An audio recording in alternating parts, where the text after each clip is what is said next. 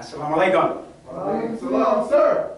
In the most holy name of Allah, who came to us, the black man and the black woman here in the hills of North America, in the divine person of Master Farad Muhammad, the great Mahdi, and the one God to whom all holy praise is due forever, the Lord of all the worlds.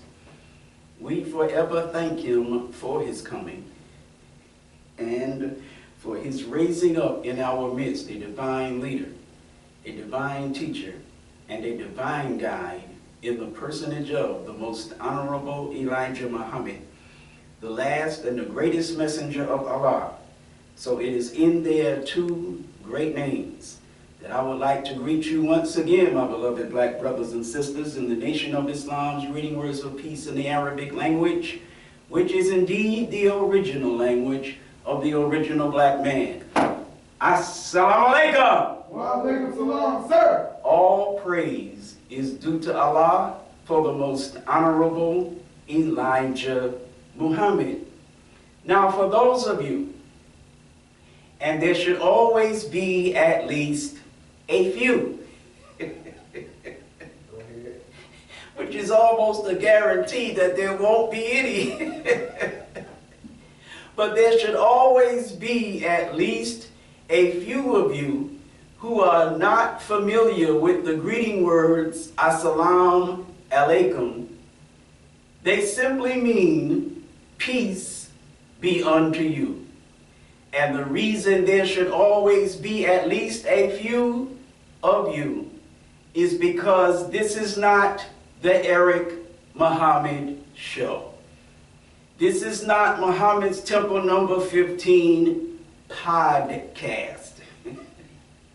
This is not a show that we put on every Sunday for you to take your cards with your numbers on them from 0 to 9 and to rate the lecture.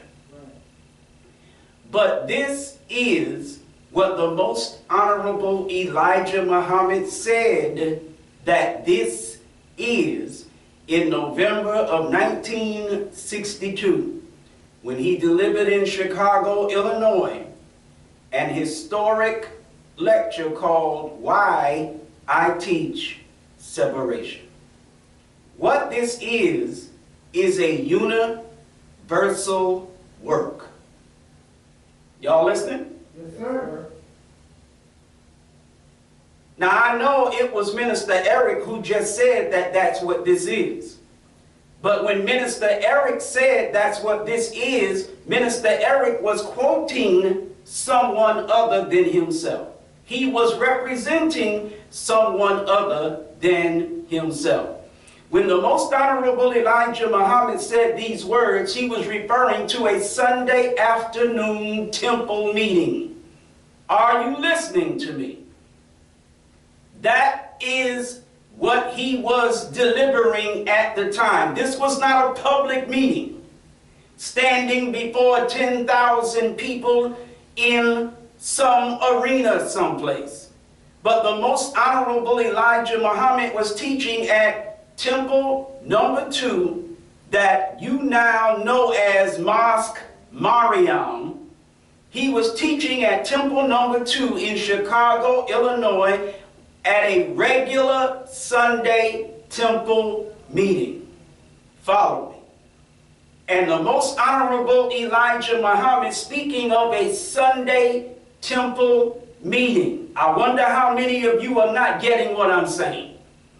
A regular Sunday temple meeting, the most honorable Elijah Muhammad said this is not an organization's work. Go ahead. It's not a special secret order that we're trying to establish. The most honorable Elijah Muhammad said this is a universal work. You mean a temple meeting is a work? Yes. A universal work? Yes. You who are Sunni Muslims, who used to be followers of the most honorable Elijah Muhammad, you use the word universal to condemn the teachings of the Most Honorable Elijah Muhammad. But the Most Honorable Elijah Muhammad made it clear this is a universal work. And then he clarified it further by saying, and the separation of us, black people, from the devils, white people, for the purpose of saving us and destroying them. Come on. That's what this is. Go ahead. This ain't no podcast. Every nigger in America. I'm not talking about those outside America. But every nigger in America has a podcast now. You all right? Yes, sir. I'm not hating on having a podcast. I'll be on one later. Tonight at 7. But the point that I'm making is everybody has a podcast now. This is the podcast generation. So when you happen to go across your YouTube feed and you see some little bald head nigga teaching Islam, you view this, you look at this, you treat this as though this is a podcast. No, this is not some podcast that we're trying to establish, that we're trying to make popular. This is a universal work. And the separation of our people from the devils for the purpose of saving you, our people, and destroying them, white people. That's what this is. Now, why did the Most Honorable Elijah Muhammad go into this in the first place? Because after he greeted with the greeting words of Assalamu alaikum, he said that he was happy to see our smiling faces. I don't see any of your smiling faces at all. But he said he was happy to see your smiling faces. But he couldn't smile too much. And the reason he said he couldn't smile too much is because it's just a small family. Meaning the number of people in attendance. How many people, especially Muslims, how many people missed what I just said? He is the messenger of God. At Temple Number 2 in Chicago, this multi-million-dollar building, at that time, it was the, in 1962, he didn't have that building yet, pardon me. But here he is at Temple Number 2 in Chicago, teaching, and he's lamenting, SAT word, he's lamenting how few people are in the audience. Talk black to me. And so, because there was so few, he said these words. He said, if we just had 10% of our people here on the south side of Chicago, we would be happy. So, the Most Honorable Elijah Muhammad was again lamenting the lack of proper response to the call of God to his people through his messenger, the Most Honorable Elijah Muhammad. Now, why were there so few people at the meeting that day? These are people who would have been unfamiliar with the greeting words, Assalamu alaikum. Why were there so few of them in attendance? Because those who had accepted, who were familiar with the greeting words Assalamu alaikum, had not done their job sufficient enough. Right. for there to be enough guests in attendance so that the most honorable Elijah Muhammad would have been able to smile too much. Is the YouTube acting a fool? Yes, sir. This one YouTube? Yes. Yes. What's it saying? Nothing. It's blank. It's blank. Yes, sir. There's no screen at all. Facebook is still up. Yes, sir. Unbelievable. But not really. Everybody all right? Yes, sir. All praise is due to Allah for the most honorable Elijah Muhammad. Now, I have been doing these live broadcasts since 2017. So it will soon be 8 years.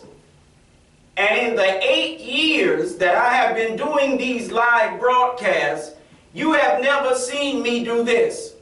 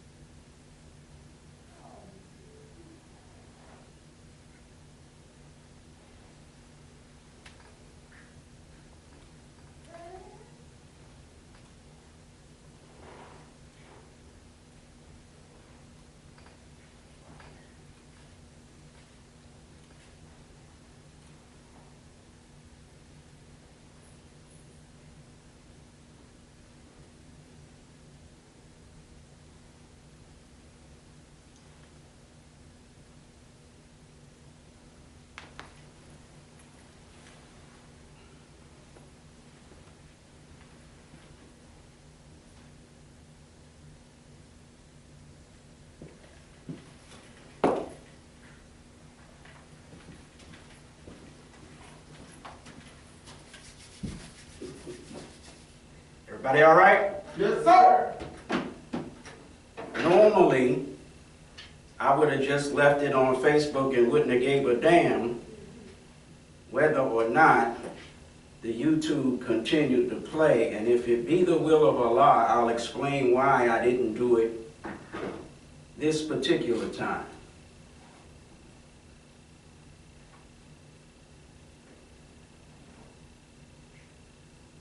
Now I'm going to say again, for those who may or may not be actually just coming in the name of Allah, who came to us, the black man and the black woman here in the hills of North America, in the divine person of Master Farad Muhammad, the great Mahdi, the one God to whom all holy praise is due forever, the Lord of all worlds. We forever thank him for his coming and for his raising up in our midst a divine leader, a divine teacher, and a divine guide, in the personage of the most honorable Elijah Muhammad, the last and the greatest messenger of Allah.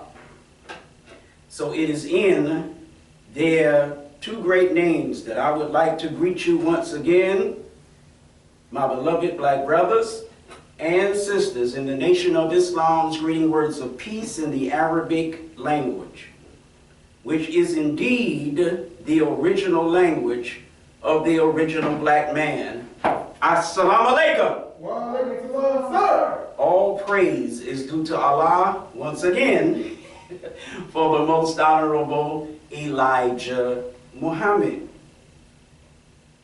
For those who are unfamiliar with the words Assalamu alaikum, they simply mean, when translated from the black man's language of Arabic into the white man's language of English, peace be unto you.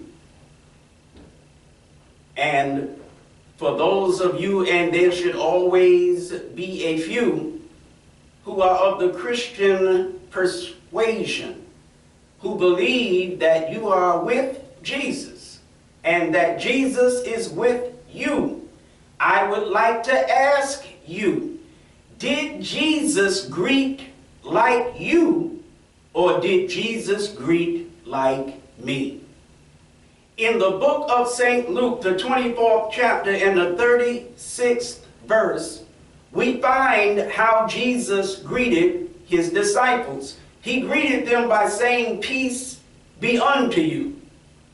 And since we know that the English language did not exist 2,000 years ago, we who, because maybe not you, a lot of us who are in the Christian church, we are very, very ignorant of what it is that we believe and that we want other people to believe with us.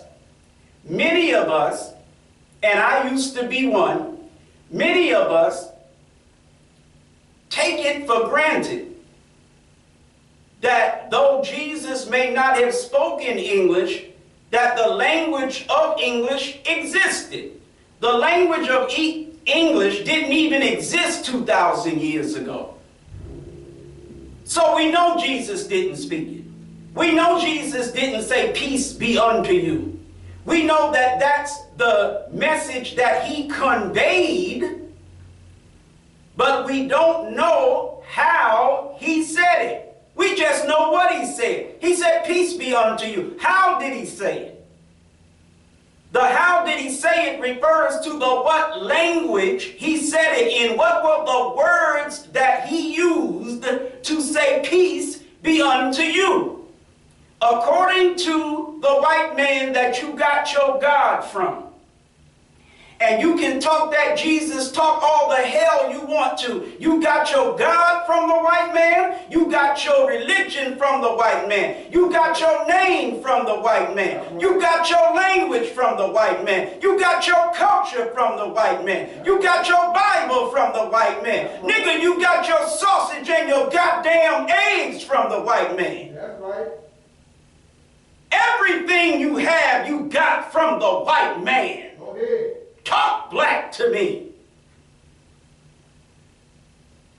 So you got your Bible from the white man, and the white man said that the language Jesus spoke was the language of Aramaic. Now answer me a couple of questions. Is Aramaic a black man's language, or is it a white man's language? Good question. Tell the truth and shame the devil. You automatically assume whatever language Jesus spoke, it was a white man's language.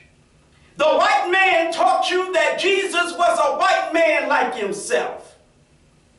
And for those of you who think you so hip today, pardon my old school language saying hip, you so up on game today that you know Jesus wasn't white. Why do you know Jesus wasn't white? Before the rise of the Nation of Islam and the popularization of the message of Islam from the most honorable Elijah Muhammad, particularly through Malcolm X. You didn't know Jesus was not white. This was in my lifetime. And a whole lot of you don't know Jesus wasn't white today. Go ahead. Y'all all right? Yes, sir. In fact, you'd be better off if you knew Jesus was not white. Or if you thought Jesus was white, you'd be better off. Why would you be better off if you thought Jesus was white? Because now that you know Jesus was not white, it's harder for the Muslims to teach you. Huh? Yeah, it's harder for the Muslims to teach you now because you think you know so damn much now. Talk black to me. Back in the 1960s, it was the Muslims teaching Jesus was black. Go ahead. Now you got so many Christians teaching Jesus was black. When a Muslim starts talking about Jesus, the Christian feels as though you ain't telling me nothing. You got a bunch of black conscious Christians talking about ancient Egypt and all kinds of other black African heritage, whatever. Talk black to me. You talking about black history more than you ever talked about black history today. You still don't know what the hell you're talking about, but you're talking about it. And so the Nation of Islam no longer has a monopoly on black, because there are non-Nation of Islam blacks who are talking a whole lot of black. Y'all all right? Yes, sir. All praise is due to Allah for the most honorable Elijah Muhammad. White man had you thinking Jesus was a white man. And so you thought whatever language Jesus spoke was the language of a white man. Is Aramaic a black or white language? Good question. The same white man that says Jesus spoke Aramaic classifies, identifies, designates the language of Aramaic to the language of black people. Uh-oh. Come on. The white man says Aramaic is an Afro-Asiatic language. That's right. When you hear the term Afro-Asiatic, and it doesn't immediately make you aware that this is talking about some people that are black, I can't help you anyway. You need to watch some other videos and come back to me later. Come on. Talk black to me. Afro-Asiatic language. That means black. Anytime you say Afro, that's black. All right. If the language Jesus spoke was a black man's language, and by the way that you say peace be unto you in Aramaic is assalamu alaikum. Hello? Go ahead. Teach. Now, if Jesus spoke a black man's language, was he a white man? If Jesus spoke a black man's language, was his God a white God? Was his religion a white religion? As you were. The white man got you believing that the religion of all the prophets of God was and is the religion of white people. Are you crazy? What white people were practicing the religion of God as taught by his prophets at the time of the birth, life, and ministry of Jesus? Hello? Do you honestly believe that the white race believed in the religion of God during the time of Jesus? You don't know the white man's history. You don't know your own history. Come on. There were a few white people practicing the religion of the prophets. You call them today Jews. A super minority of white people were practicing the religion taught by Moses. Are you listening to me? The overwhelming majority of white people were practicing what is called pagan religions, Go ahead. Teach. heathen religions. Teach. They were not practicing the religion of God or the prophets. 2,000 years ago, the white man was practicing, as far as his religion is concerned, everything but the religion of God. And like I said, you had a few white crackers that were practicing what you call Judaism today. They were practicing the teachings of Moses. And when I say practicing the teachings of Moses, I have to put that in quotes. Because even Jesus said that they say from their lips what Moses said, but they don't do what Moses said. Come on. That's Talk right. black to me. That's right. So during the time of Jesus among us, there was a super minority of white people who at least preached the religion of the prophets by way of Moses and the prophets after Moses. But no white people were practicing the religion of God or the prophets. So when you think about God's religion, and you want to identify God's religion with white people because white people got you thinking they are God's people, the hell they are. Come on. White people ain't never been God's people. Teach. And white people never will be God's people. Teach. Talk black to me. If Jesus spoke a black language, he must have been a black man. And if he was a black man, he had a black God, and he preached and practiced a black religion. That's right. And that's why the crackers he preached it to killed him. Hello? That's right. Make it plain. Make it plain.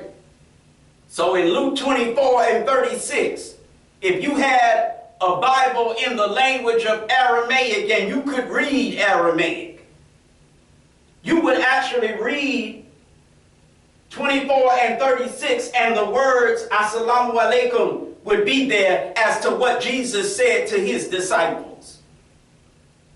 So I ask you again, did Jesus greet like me or did he greet like you? Talk black to me. You say, well, Aramaic isn't Arabic. The hell it's not.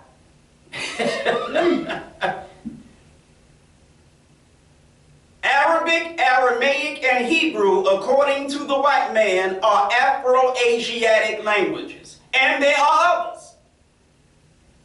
But Arabic, Aramaic, and Hebrew, these are the languages that are associated with scripture and prophets. You got the Hebrew prophets, you got Jesus, and you have Prophet Muhammad. Arabic, Aramaic, Hebrew. All three of them belong to the same family of languages, so teaches the white man that you got your God and religion from. You say, peace be unto you, Assalamu alaikum in Hebrew. You say, Assalamu alaikum in Aramaic. You say, Assalamu alaikum in Arabic. They all sound alike, because the people who spoke all three languages all looked alike. That's why they sounded alike.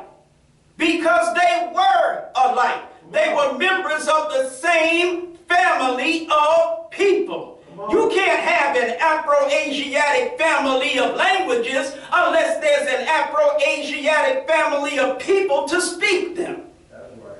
This ain't rocket science. All praise is due to Allah for the most honorable Elijah Muhammad. This is why there should always be a few people, if those of you who already know would do your job. This is why there should always be at least a few people who are unfamiliar. What am I spending all of this time teaching on this for? If I'm teaching people who already know this. Talk black to me. So like I said before, the YouTube video went nuts, and I had to look like a damn nut walking off the podium to get another phone and restart the video. The most honorable Elijah Muhammad, teaching in Chicago at a regular Sunday temple meeting. He expressed regret. He expressed disappointment. Because here he is, the messenger of Allah, with a call from Allah to the people of Allah, and the people are responding to the call in such a disappointing manner, to such a disappointing level, that the messenger said that he was happy to see the smiling faces in front of him, but he couldn't smile too much. That's right. He said the reason he couldn't smile too much was because there was just a small family of people sitting in front of him. Come on. And in order to explain why he felt the small number of people sitting in front of him was a problem, he said to them, this is not an organization's work. It's not a special secret order that we're trying to establish. He said this is a universal work. And the separation of our people from the devils for the purpose of saving us and destroying them. Are you listening to me? When you see this video, you take this video as though it's a video and this is the best of you. It's a video of some little foul-mouthed, loud-talking nigga in an empty room about some organization's work. This ain't no organization's work. Go ahead. This ain't the Nation of Islam organization that we trying to establish here. Go ahead. This ain't no damn podcast for you to look at and make your judgment as to how interesting this is to you. Rating the delivery of the lecture, giving it a scorecard number. That's not what this is. This is a universal work. This is a Sunday temple meeting of the Nation of Islam. And when the messenger said this is a universal work, he was talking about his own regular Sunday temple meeting. Are you listening to me? Yes, sir. Every Sunday temple meeting, that every Sunday temple or every temple on Sunday that is under the leadership, teaching, and guidance of the Most Honorable Elijah Muhammad, every one of those meetings is a universal work, not an organization's work, not a special secret order, not a club, but a universal work and the separation of our people from the devils for the purpose of saving our people and destroying the devils. That's what this is. And that day in 1962, those who had accepted the message had not done their job well enough. It may not have been their fault. They may have worked very hard to get more people to the meeting, but you know how we are. But if they didn't,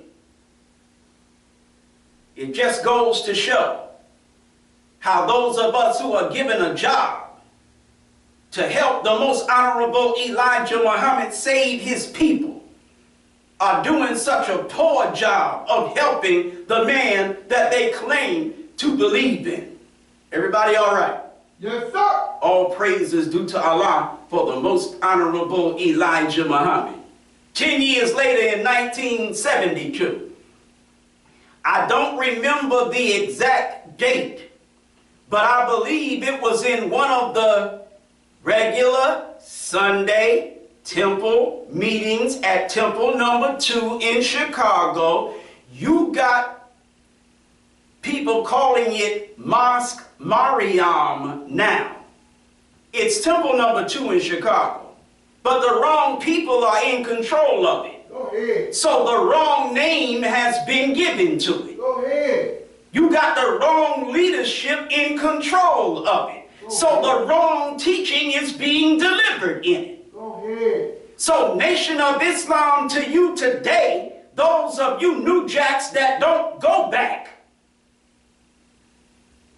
when you think of Temple Number 2, you think of Mosque Mariam. When you think of Temple Number 2, you think of all kinds of craziness that should have nothing to do with Temple Number 2. When you think of Temple Number 2, you think Mosque Mariam, Louis Farrakhan. But when I think of Temple Number 2, I think of Temple Number 2, Elijah Muhammad. Go ahead. I don't give a damn about Farrakhan, and you can take your Mosque Mariam and shove it where the sun don't shine. That ain't no goddamn Mosque Mariam. That's Temple Number 2, Chicago. Go ahead. Y'all all right? Yes, sir. That's what Elijah Muhammad called it. And ain't nobody, Master Farad Muhammad or the Most Honorable Elijah Muhammad, gave nobody no authority to change its name or its teaching and practices. Go ahead. Y'all all right? Yes, sir. All praise is due to Allah for the Most Honorable Elijah Muhammad. 10 years later at Temple Number 2 that you think is Mosque Mariam, Louis Farrakhan that you think is the Nation of Islam's leader, because you about crazy as he is, he's there preaching. I believe it was in one of the August lectures during the Theology of Time series. He goes to beating up on the believers at Temple Number 2 for not having enough guests. He literally teaches on how many empty seats there are. Now this is Farrakhan teaching, the national representative of the Most Honorable Elijah Muhammad. What, you think he popped up unannounced? Talk black to me. He is the national representative of the Most Honorable Elijah Muhammad. At the headquarters temple of the Nation of Islam, talking about how many empty seats there are for him to teach to. And for the messenger who's coming on after him to teach to. So if you're a turnout whore, what you think about that? Right. That wasn't Eric. That wasn't Eric teaching in Little Temple 15. That was Farrakhan teaching at headquarters. And all them empty seats in the temple, so empty that he had to beat up on the believers for not doing their job of getting more lost founds to the temple meeting. Come on. Talk black to me. Come on. This ain't nothing new. This is something new.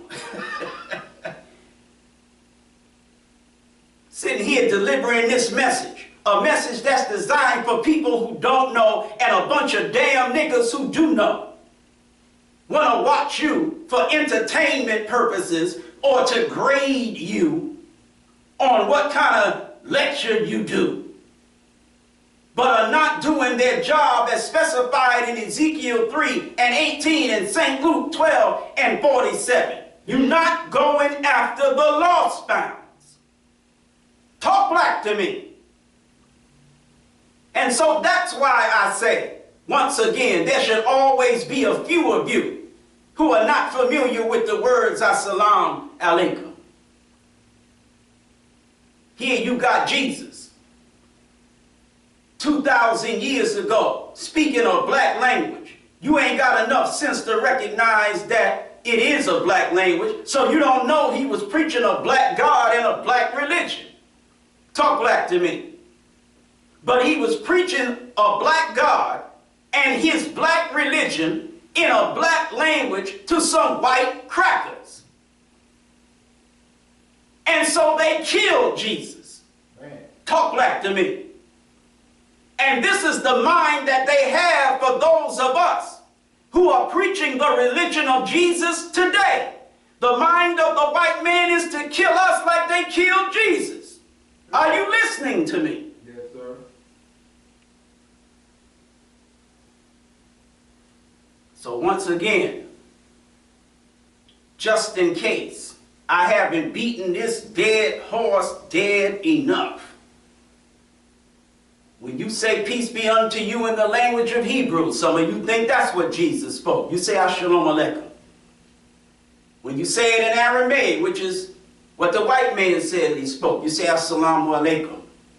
When you say it in Arabic, you say Assalamu Alaikum.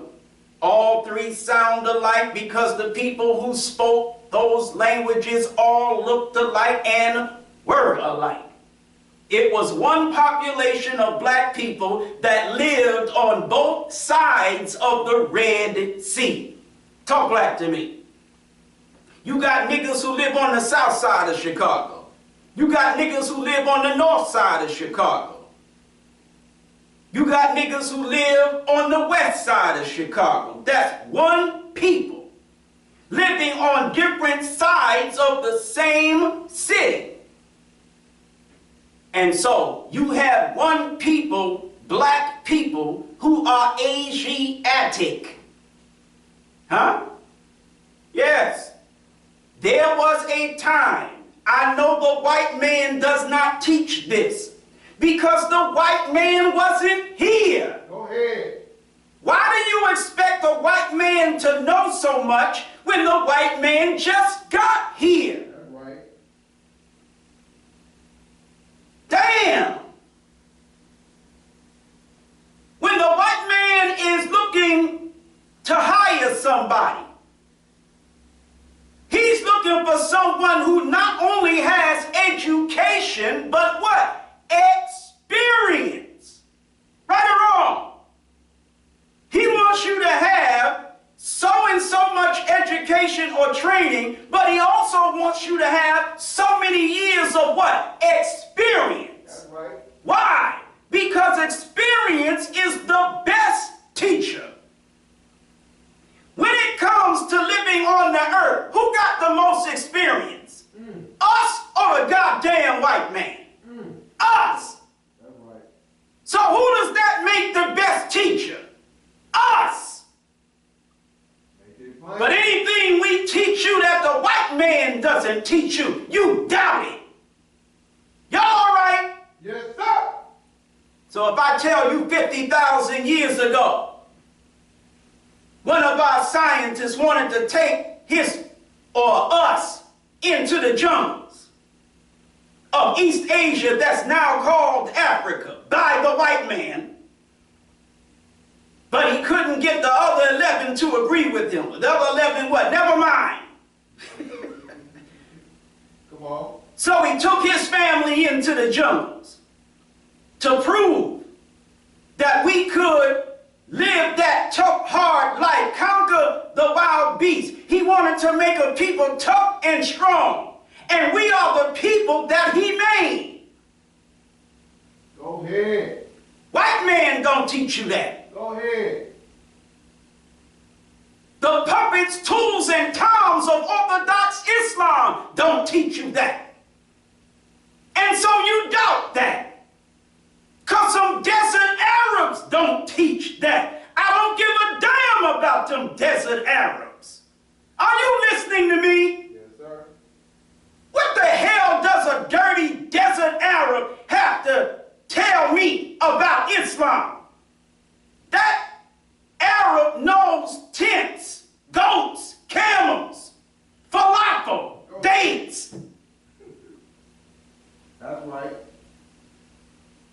Talk black to me. The only reason that the Arab of 1400 years ago was raised to a high level of civilization and even scholarship is because after entering the religion of Islam, which they fought to keep from being established with everything they had, but they couldn't stop it. Come on. There was a spiritual force behind the establishment of Islam that the Arabs who fought like hell to keep Islam from being established could not defeat. Make it plain. And so they came into the religion of Islam, a religion that this Holy Quran teaches and stresses in it education. Are you listening to me? Yes, sir. Prophet Muhammad said the ink of the scholar is more precious than the sword of the martyr, or something to that effect. Are you listening to me? The ink of the scholar is more sacred than the sword of the martyr. Y'all listening? Yes, sir. The very first words that Allah spoke to Prophet Muhammad, peace be upon him, were read in the name of thy Lord. Y'all listening? Yes, sir. The first thing God ever said, the first thing this Quran ever said, read. Go ahead. Not pray. You hear me, Sunni Muslim? Come on. God didn't tell Muhammad the first thing, pray. He told Muhammad, read. Iqra. Read. In the name of thy Lord. Y'all all right? Yes, sir.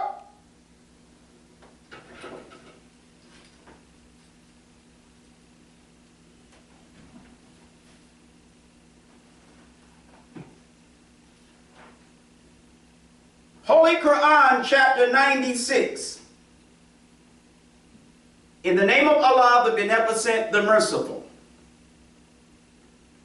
Read in the name of thy Lord who creates man from a clot.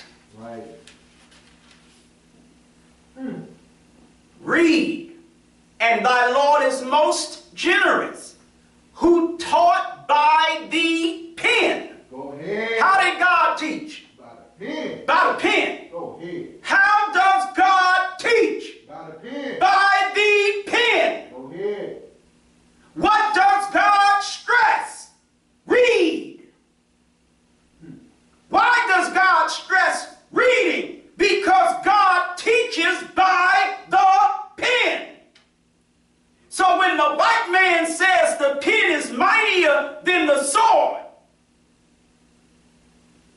He's saying what Prophet Muhammad said. The ink pen of the scholar teaching is more sacred than the sword, warrior, martyr of the martyr. Are you listening to me? Taught man what he knew not. Who taught man what man knew not? God. How did God teach man what he knew not? The pen. So what man got to do in order to know what he knows not? He got to read. Everybody all right? Yes, sir. All praise is due to Allah for the most honorable Elijah Muhammad. So the Arabs rose up, having been defeated in their efforts to block the establishment of Islam. Islam brought them into contact with, extensive contact with. It's not like they didn't know them at all. They knew of them. But Islam brought them into close and extensive contact with the very, very old and ancient and scholarly civilizations of the East, and eventually even the West. Are you listening to me? Yes, sir. And so Arabs became educated, erudite, scholarly. But if it was up to them, they would have been a bunch of illiterate, tent-dwelling, camel-herding, you know what? The reason I keep stumbling is because I want to say something and I'm forcing myself not to say it. All praise is due to Allah for the most honorable Elijah Muhammad. The Arabs conquered Egypt. All that knowledge and wisdom and scholarship in Egypt. They conquered Persia. All that knowledge and scholarship in Persia, meaning Iran. They conquered Mesopotamia, all that learning and scholarship of the ancient Phoenicians and Assyrians and Hittites and whoever else was there, Sumerians. They conquered towards the west, the areas that were controlled by the Byzantine Empire, all that knowledge of the ancient Greeks and then Romans. Arabs started becoming pretty doggone smart. But if it was up to them, like I said, they'd have still been ignorant, tent-dwelling, camel-herding Arabs from the damn desert. Talk black to me.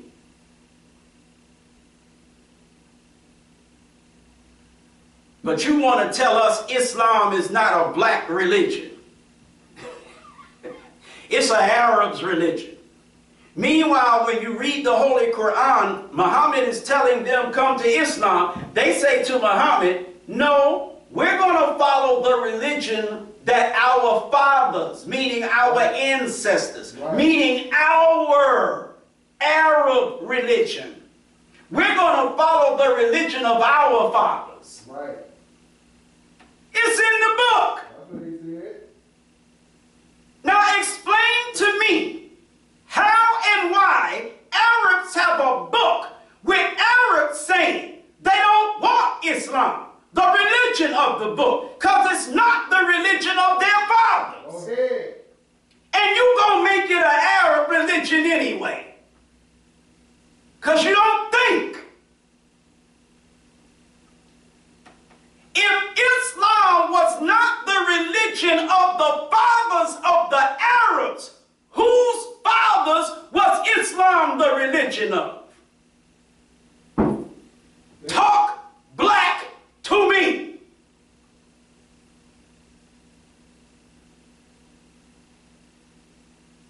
The Arabs tell you in the Quran, or the Quran tells the Arabs, that Islam is the religion of who? Abraham. Right or wrong? That's right.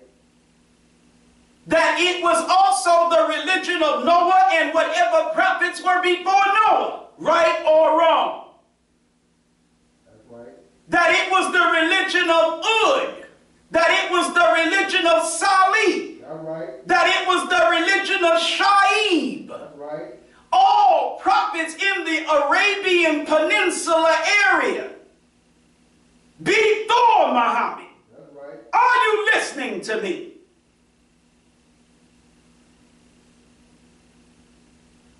Now, if Islam, according to the Arabs, was not the religion of their ancestors, then the people of Ad and the people of Thamud and the people of Midian were not the fathers of the desert Arabs. Come on. Are you listening to me? Come on, make it plain. I wish one of you Sunni Orthodox niggas would try to argue with me.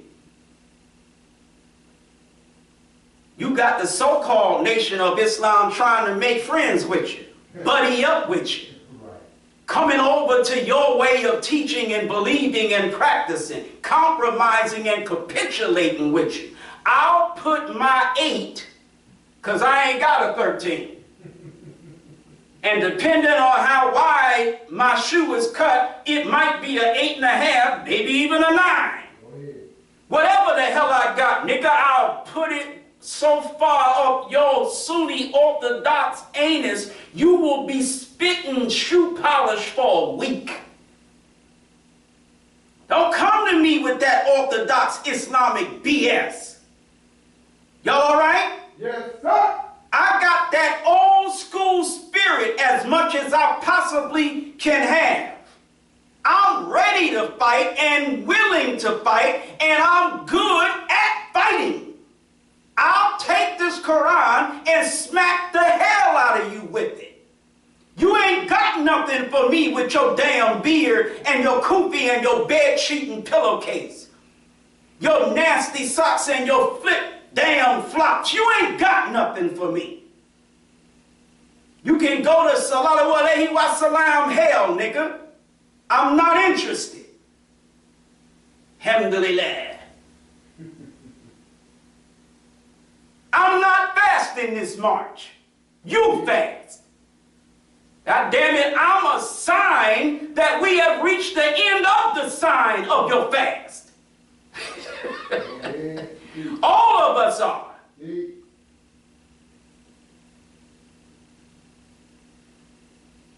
So again, where that dead horse at? Let me beat that horse some more. Jesus was a black man. That means his God was a black God. His religion was a black religion. That's why the crackers he taught it to killed him. Arabic is a black language. Aramaic is a black language. Hebrew is a black language. Because the people who spoke those languages were black people.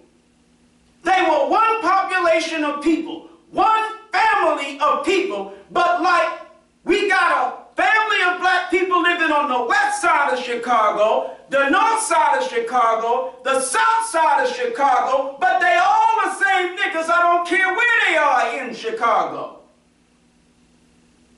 You had one family of people, black people, who lived on the side of the Red Sea that you consider Asiatic.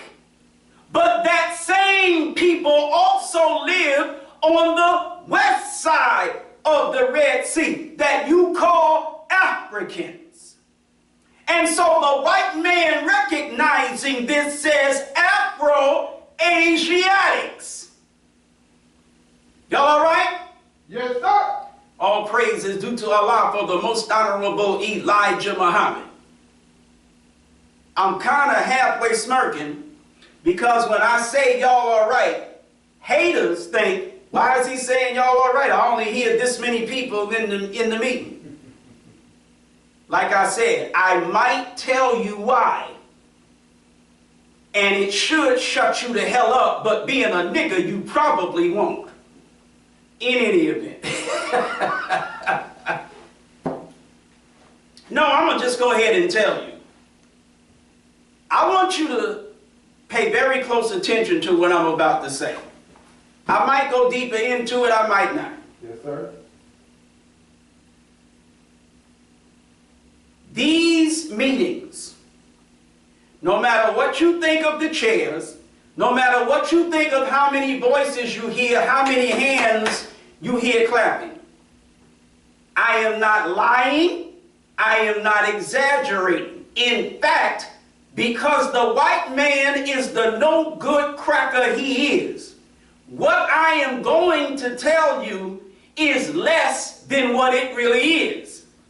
These meetings, you would never believe unless you're smarter than I give you credit for. You would not believe, but these meetings are watched 86 hours a day. They didn't hear me, Brother Gerard X. Break it down, brother. Break it down, brother. This is what the white man admits to me. These meetings are watched 86 hours per day. That's right. Mother blank the goddamn chairs, ho, nigga. These meetings are watched 86 hours a damn day. So when I say y'all are right, I'm saying it for a damn reason. Are y'all all right? Yes, sir. How many hours are in a day? Ain't but 24 hours a day.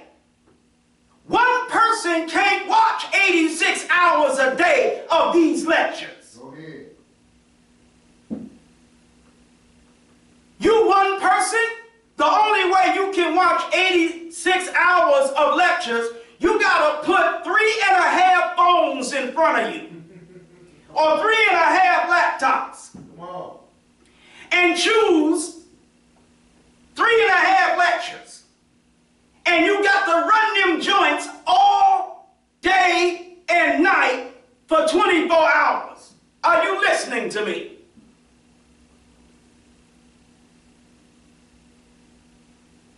Break it down. One thing about Negroes, niggas, colored boys, colored girls, if they like you and approve of you, they'll believe the best about you. If they don't like you, don't approve of you, they are quick to believe the worst about you. And one of the faults and or flaws in my character is I give people lots of reasons not to like or approve of me and don't give a damn. Are you listening to me? Yes, sir. So you want to believe ain't nobody watching. You want to believe ain't nobody being reached. And you want to believe this with no facts, no evidence. But you heard the saying, there's more to blah, blah, blah than meets the eye. More than meets the eye. That's right. What meets your eye is me preaching and the chair's empty. So you want to believe I can't get nobody to watch, I can't get nobody to listen, I can't get nobody to pay me no attention. But I'm being paid attention to 86 hours a damn day. The hell is wrong with you? You think I'm just coming up here for nothing? You make it almost me coming up here for nothing. If it was up to you, I would be doing this for nothing.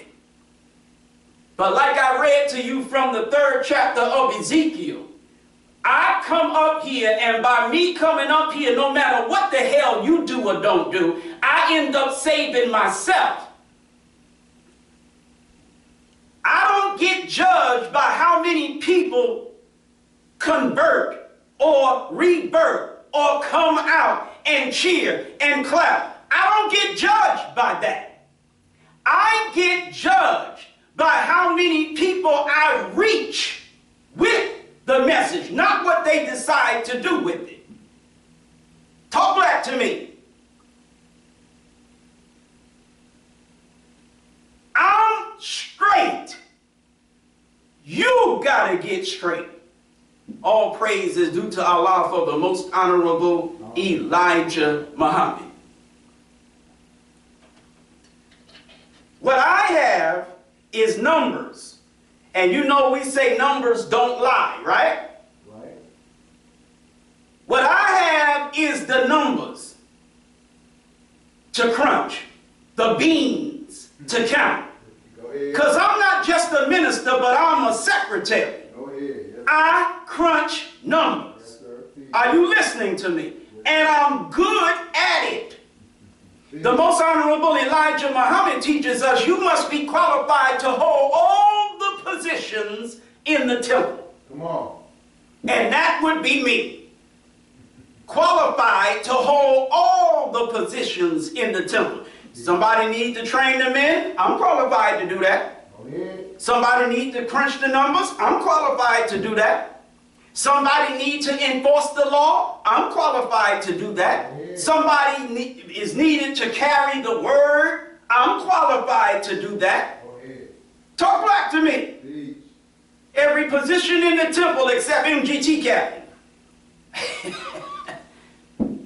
That's right. I'm qualified to hold. And I'd be qualified to hold that if I had a cat and a pair of girls instead of a bat and a pair of... Yes, sir.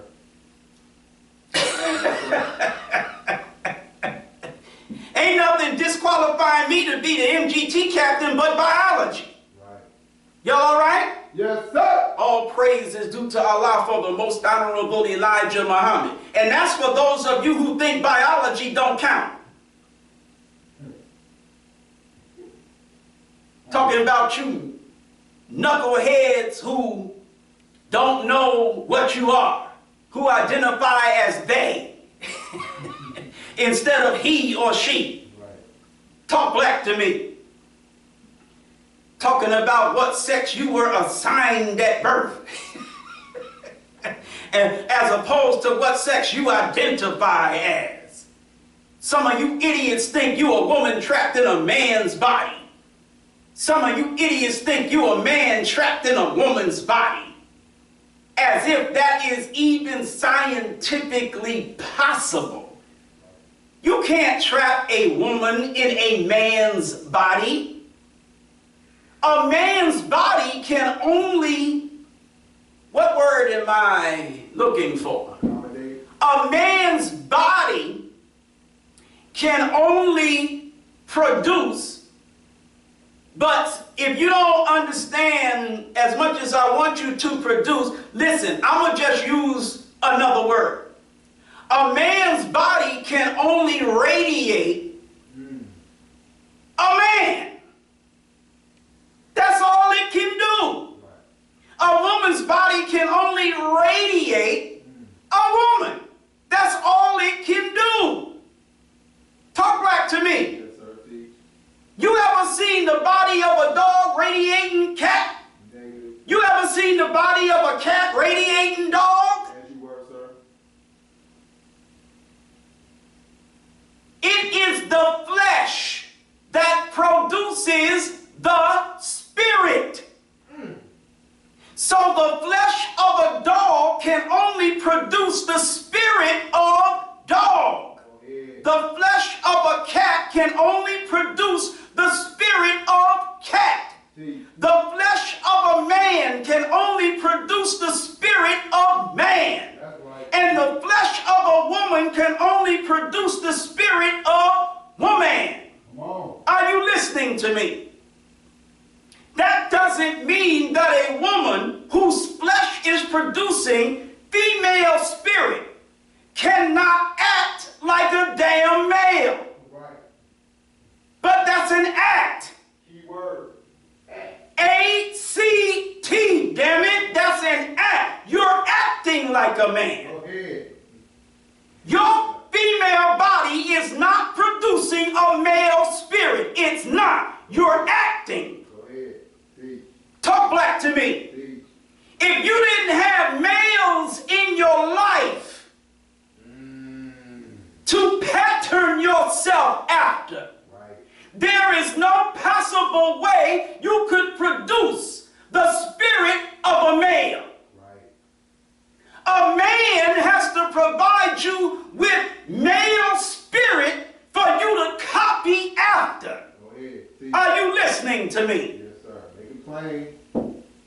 If it were not for women, faggot, if it were not for women in your life, for you to take an example from, ain't no way you could say, hey, you couldn't be no damn fag unless there was women, nigga. Go ahead. Talk black to me. You wouldn't know how to act like no damn woman if you didn't have a real woman to pattern yourself after. Because your male flesh can't produce independently nor originally the spirit of no female. And the same with a female when it comes to being a man. It's scientifically impossible. Y'all all right? Yes, sir. Faggots and dykes? Y'all too? I can't speak to them. I wonder if the YouTube will keep going. So I crunch the numbers. I count the beans. And so YouTube provides you with metrics, meaning how your broadcasts, how your videos perform. They give you the numbers. You don't have the numbers. You just got a video screen, whether it's a TV, laptop, cell phone, note, tablet, whatever.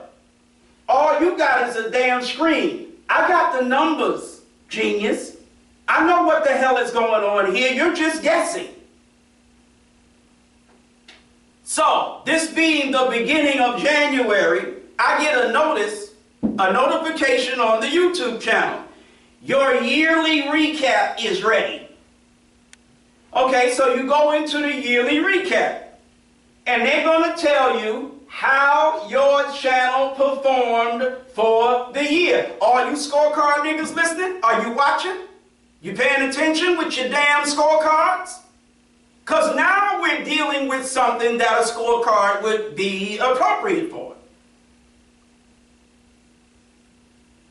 So, January 1st, 2024 until December 31st, 2024. 72,000 and change video views. Now that's nothing. People be getting that, man, just for one video. That's their damn business. I don't care nothing about that. I am not bragging about how high that is. I am disputing how low it's not. You watch a video and you see one person, two people, three people in here, and you think all I'm reaching is 3 people. I'm saying, hell no. It's way more than that. That's what I'm saying. I'm not saying what I am reaching is so fantastic because there's too many people reaching a million times that. I am not bragging about how high. I am proving to you how not low, because your estimation is based on hoe. And I'm telling you, you don't know what the flock you talking about. Everybody all right? Yes, sir. I am talking to enough people to say, is everybody all right? I got the numbers to prove it.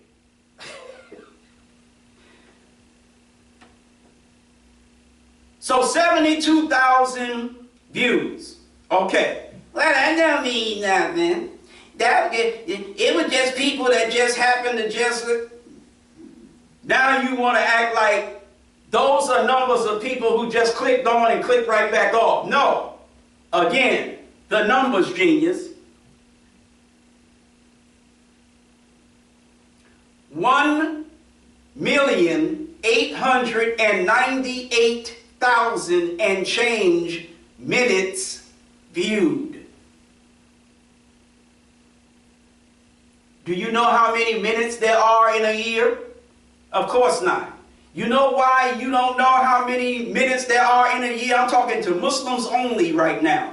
Do you know why you don't know how many minutes there are in a year? Because you're a Muslim and Islam is mathematics. Anybody catch the insult that I just hit them bastards with? Yes, sir. See. And witches? You're a Muslim, which means you claim Islam. Well, Islam is mathematics. Mathematics is numbers. That's why you don't know the number of minutes in a year. The insult that I'm making is you claim Islam, but you don't gain Islam. Go ahead. There are only 525,000 and change minutes in a year. That's right. You got 500,000 minutes in a year. That's right. But this channel was watched approximately 2 million minutes.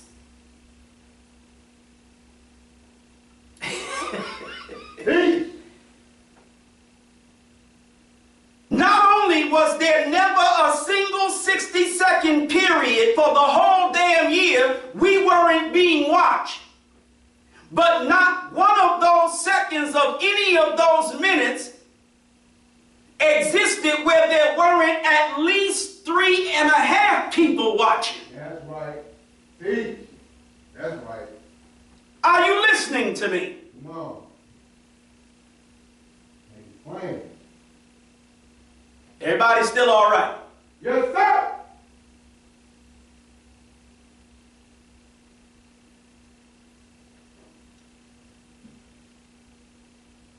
So, you take, and the average length of a view is 32 minutes. That's right. So you can miss me with them, that was just a couple of seconds. I have the numbers, jackass. The average view is 32 minutes. Now here's the problem with that 32 minutes. The amount of individual, different, unique viewers is smaller than the number of views. So if you got 72,000 views, you didn't have 72,000 people. Talk back to me. Right. Which means that however many thousand people there were, they was watching more than once. Are you listening? So I crunched them numbers too. The typical average person watches an hour and a half. Now you're saying to yourself, I don't be looking at you for no hour and a half, nuku. I said the typical average. You're not the typical, you're not the average. Some of you be like, man, I'll be watching the whole thing. You ain't the typical, you ain't the average. You got niggas that'll watch me for 3 milliseconds. You got niggas that'll watch me for 3 hours. The average genius, and trust me, you want the number of views or viewers to be as high as possible, because if you make that number low, all you're doing is saying that the people who do watch are so captivated they're watching longer. That's not what you want. Trust me, you don't want that. You want the viewer to be as high, or viewers to be as high as possible. Well, I'm telling you, the average viewer views, not going to sit there and watch an hour and a half at one time. You're going to watch for about 10 minutes. Matter of fact, 7 minutes, because niggas have a 7-minute attention span. You're going to watch 7 minutes, you're going to click out the damn video. See. Then you're going to click back in, however many minutes later. You're going to watch another 7 minutes, click out the damn video. See. That's how niggas watch videos, brother. Because you so concerned with your stupid self, what someone else's video is doing about something else that you're interested in. And I know for a fact what I'm talking about because I be sitting watching niggas watch videos. My word is bond to Allah, Master Farad Muhammad. Yes, sir. Go ahead. I'm sitting at work watching a nigga, and I don't mean that in a negative because this my nigga. Love this nigga. Go ahead. But I'm sitting at work watching this nigga. Go ahead. 1 minute you watching, I think the name of the channel is London's Way or whatever. Some stupid nigga garbage. Some dude with a fancy car talking to gold diggers. Go ahead. So, you watching this nigga talk to this scantily clad, ignorant black chick Keep talking. about ignorant nig-ish. Keep talking. So you watching that for a few minutes. Yes, sir. Then you switch. Hmm. You come out of that video and you start watching a video about football. Now you watching a video about football. Right. What's my man name? Deion. Oh, yes. Deion Sanders. Yes, sir. Prime time. Damn near every freaking video is goddamn Deion Sanders and his son. Right. And his other son. Yes, sir. So you watching that. Right. Then you click out of that. You don't watch that. You click out of that and start watching Shannon Damn Sharp. Oh, man. Come on. Sitting up there looking stupid, sounding stupid, talking to a damn nigga that's just as stupid. Club Shay Shay. That's what they call it. I mean, I'm watching you do this. Yes, sir. Talk back to me. This is how niggas watch videos. Yes, sir. In, out, here, there, everywhere. So you click out the damn video constantly. Yes, sir. And that's what keeps the peak concurrence low. On an average Sunday, the peak concurrence is going to be 46. That's the highest number of people that were watching at any given time. Go ahead. But the numbers are going to say that it was a minimum of 150 people that was watching. Go ahead. So that means 104 of them 150 niggas in and out, in and out, in and out, in and out. Yes, sir. If each one of them would just sit, I almost cussed. I swear to God, I almost used that F word just now. If each one of them niggas would sit up still Yes, sir. Go ahead. for at least 15 minutes, Right. the peak live would be over 100. Goddamn low attention span jackass niggas won't sit still. Go ahead. So at any given time, those 150 people, out of those 150 people, 104 of them is jumping around in and out.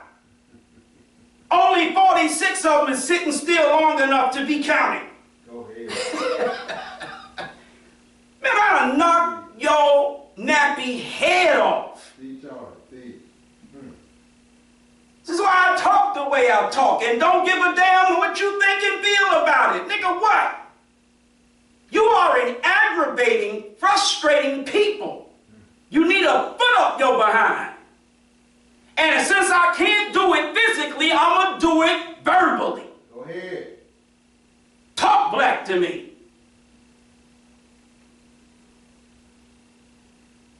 Everybody all right?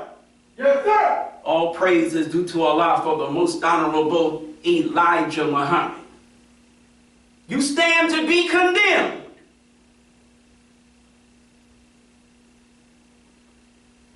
So I looked at the same numbers and I said, okay, Let's just look at December. December, 5,500 views for the month of December. December 1st to December 31st, 5,500 views. 2,915 hours watched, which translates into 174,000 minutes and some change. Go ahead. Okay? Yes, sir. That's right. The average view, 32 minutes long. All right? Follow me now. Yes, sir. Keep going. But it was only 1,525 different people during the month that viewed. Well, 1,525 people, if they were only viewing once, you don't have 5,500 views. So that means the 1,525 people click out the video and then click back in it. So what happens is you got only 1,500 people, but they're causing 5,000 views. Because their damn attention span ain't long enough to sit the hell still. Nigga. Y'all all right? Yes, sir.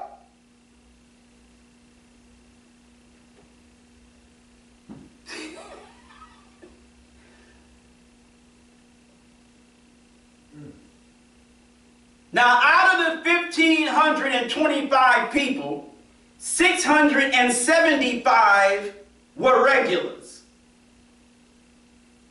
Only 550, I think. Let's see. 1,525 minus 675. 15 minus 700 would be 825, right? 15 minus 7 would be 825, right? 1,500. Islam is mathematics. Yes, sir.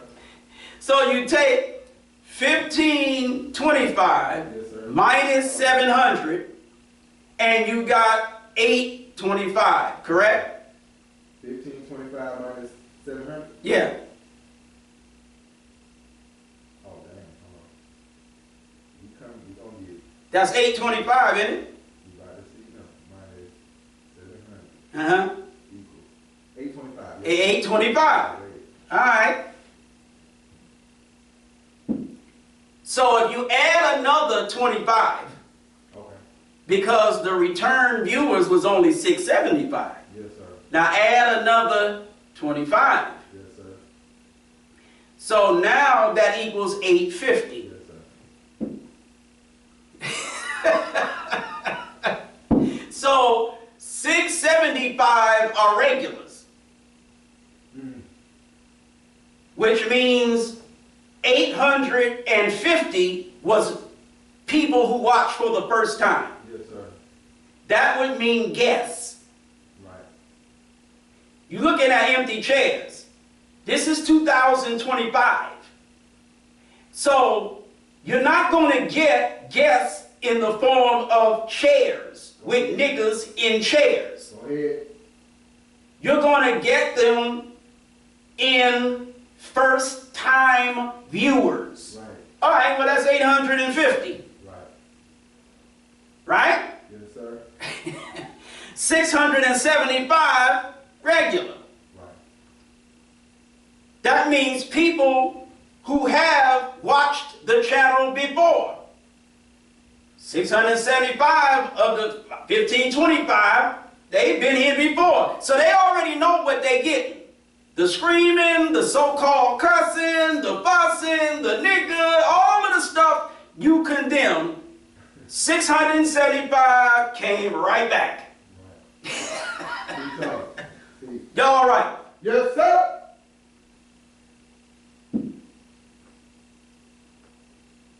Now, the average is 1,300 unique viewers for the month, 4,600 views for the month. Are you listening to me? The minutes viewed is always between 27 and 32. It doesn't go lower than that. Yes, sir. Talk back to me now. Yes, sir.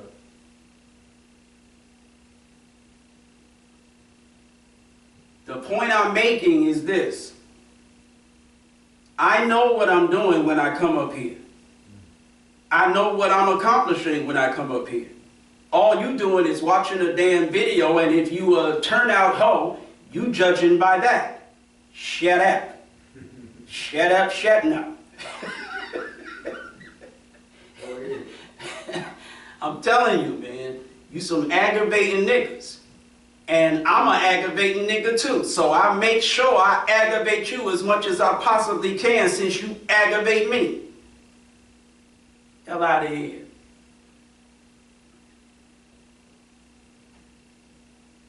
So I'm doing my job. The duty of the minister is, and these brothers are helping me do it. I go into the notifications and I see so-and-so shared the video. I look in the Cash App, so-and-so also paid their charity, double the amount that is the minimum to be paid. I see you. Your charity is there. You're sharing the video. Sometimes you even comment in the video. But a hoe doesn't see you here and judges whether or not you're part of the temple by whether they see you or hear you here. Y'all all right? Yes, sir. All praise is due to Allah for the most honorable Elijah Muhammad. But a G judges you by what you do. Hello? So here you have someone, and I'm not saying that's the only one, but here you have someone who is sharing the video, meaning that they are fishing, paying charity double the minimum amount, but you don't see them.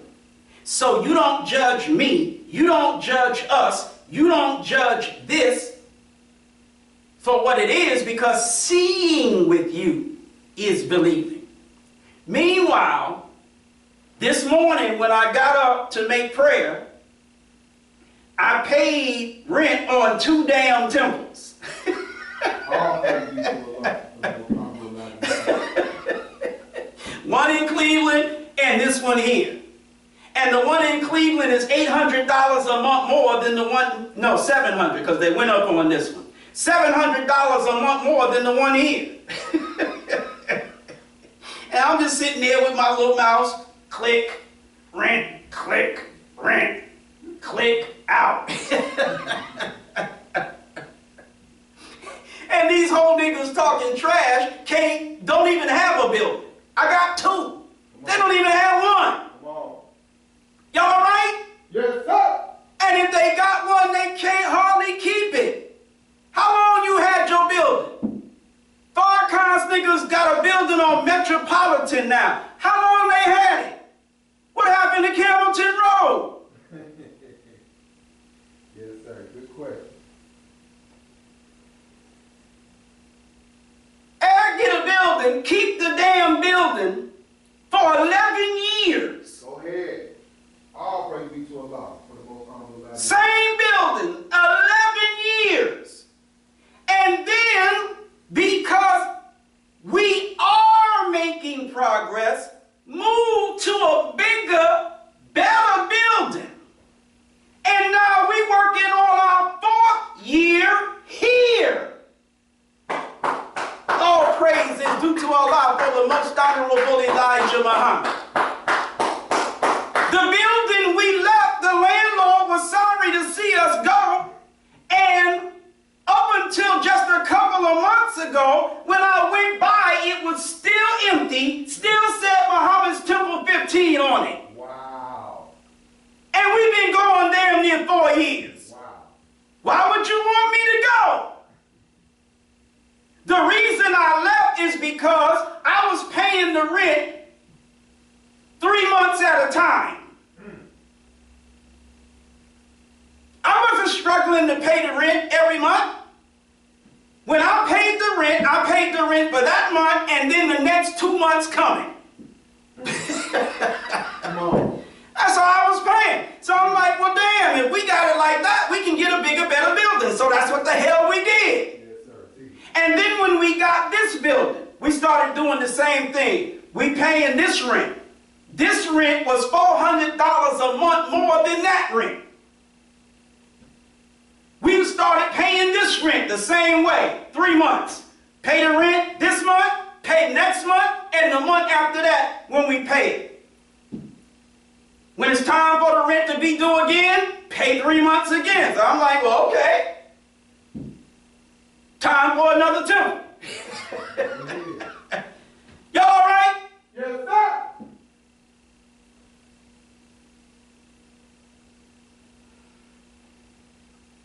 Meanwhile, black at the ranch, you got niggas running around talking about there's a bunch of temples and ain't got one temple among them. But the nigga you hate so much, the one that the messenger wouldn't be pleased with, the one that, you know, I don't know all the crap you say about me, that's the one doing the damn most. Nigga. I'm the worst minister the messenger ever had. Man, come on. As you were, sir. That's why I got more than the other ones. To a nigga, that makes sense. Nobody else, but to a nigga, that makes sense. Talk back to me. I fish you into Islam. Nah, I was already in. Shut up. Nigga, I fish you into Islam. I don't know what the hell you was in. I fish you into Islam.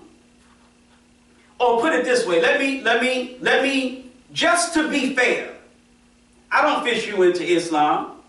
Nope. I fish you into the nation of Islam. You ain't wrote no letter. I don't give a damn what you studied, what you learned, what you did. Nigga, you ain't wrote no letter. Ain't passed nothing. Ain't recited jack. Ain't got no X. Ain't in no FOI. I fish you into the nation of Islam. Get you registered, processed, registered, X the hell up. I train you. You got no FOI training. I personally train you. Help you get some more people. You more mouth than any goddamn thing. And that's cool. My word is bond to Allah. That's going to be taken as an insult. But my word is bond to Allah. Insult or not, that's cool. If you more mouth than any damn thing. So anybody wanna, wanna hate, anybody wanna whatever, go ahead, do you. But I'm telling you, that's cool. Whatever you bring to the table of the nation of Islam is very important, and Muhammad needs it. All praise is due to Allah for the Honorable Elijah Muhammad. So this ain't clowning you for being you. This is smacking you for faking you. If your talent is plumbing, nigga, lay pipes. Stay the hell out from inside the wall running damn wires. That ain't your strength. That's right. So when you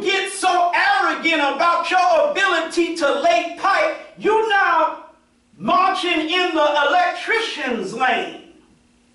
Nigga, you a plumber. You ain't no electrician. You don't have them skills. Come on. You more mouth than any goddamn thing. And we need your mouth. Need. Muhammad needs your mouth, nigga. Need. And if your mouth is serving Muhammad, the only thing that should be said properly is, all praise is due to Allah for the Honorable Elijah Muhammad. But nigga, stay in your lane. Y'all all right? Yes, sir. I'm not more mouth than anything. I'm more everything but mouth than I am mouth. Hello? Need you. You just hate my mouth, and rightfully so. Just keep it 100. You just hate my mouth so much that you make me mouth, because that's what you concentrate on. I'm a good trainer. I'm a good administrator. I'm a good every damn thing. When it comes to doing this work, you just mouth. So I take the talents and gifts that Allah has blessed me with, besides mouth, back up your damn mouth. You get things to a point where I can get you a temple.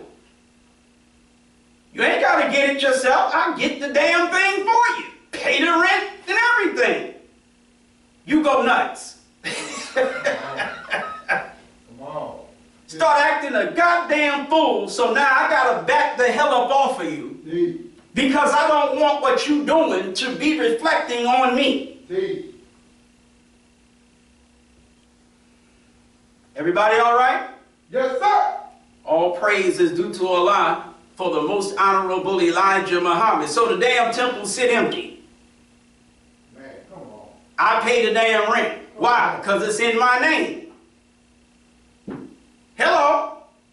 Listen, what the hell sense does it make for me to separate myself from you because I don't want what you do to be associated with my name? Then I turn around and don't honor the term of the lease that's in my name. Go ahead. If I'm gonna mess up my own name by breaking the freaking lease, I might as well let you mess up my name, right? Duh, nigga, duh! Not to mention that in addition to my name personally, Muhammad's Temple 15 is on the lease. Go ahead. Now I got the messenger's name associated with my garbage. No.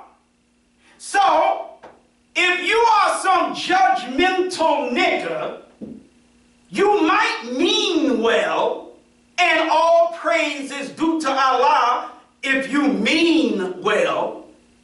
You looking at it like that's just a waste of money. The hell it is. Elijah Muhammad's name is associated with that lease. I'm goddamn paying it. Go ahead.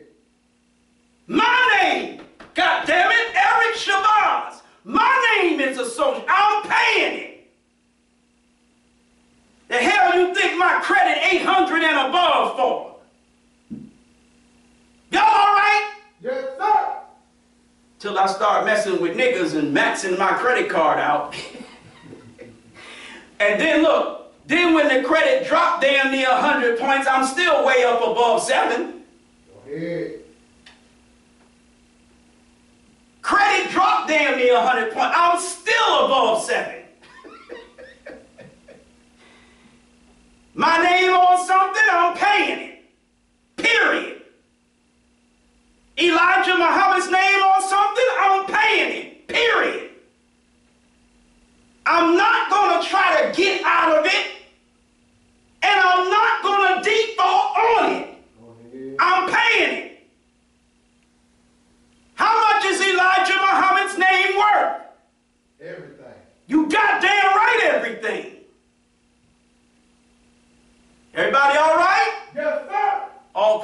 praises due to Allah for the most honorable Elijah Muhammad.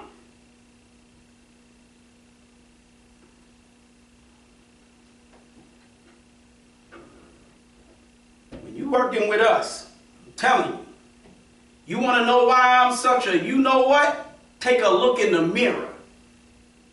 You are the reason I'm like this. You.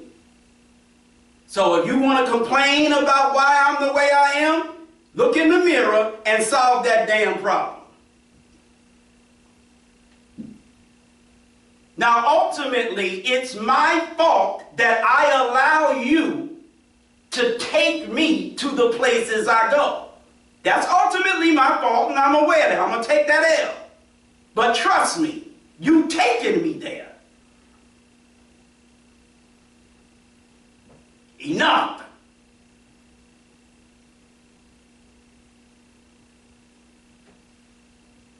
Jesus said what this is. Jesus said the harvest is plenteous, but the laborers are few. When we went up there in October, and we walked through the Walmart a few miles down the road, when we walked to the Big Eagle, I think that's the name of it, the Big Eagle across the street, everywhere we went, the people were reacting to us like we were rock stars. Am I lying? No, sir. You're telling the truth, sir. Yes, sir. We in an area that's so fertile. Yes, sir. Go ahead. The harvest is so plenteous, man. We could be doing such great work there. Yes, sir. Goddamn niggas want to be stupid. Yes, sir. The laborers are few. Harvest is plenteous. Go ahead. 86 hours of viewing per day. Yes, sir. That's 365.25 days, and every single one of them days, 86 hours, except the 0.25. Yes, sir. Don't count the 0.25, just wait 4 years, and when you get the 29th of February, then put them 86 hours in there. Go ahead. That's right. Leave you. But the laborers to work that harvest, so few. Right or wrong? That's right. Talk black to me. Y'all play too much. You play too damn much, and you playing with the lives of the people, because this is a universal work for the separation of our people from the devils, and the separation of our people from the devils for the purpose of saving us, or destroying the devils and saving us. Talk black to me. And why is this? Why is this? Yes, sir.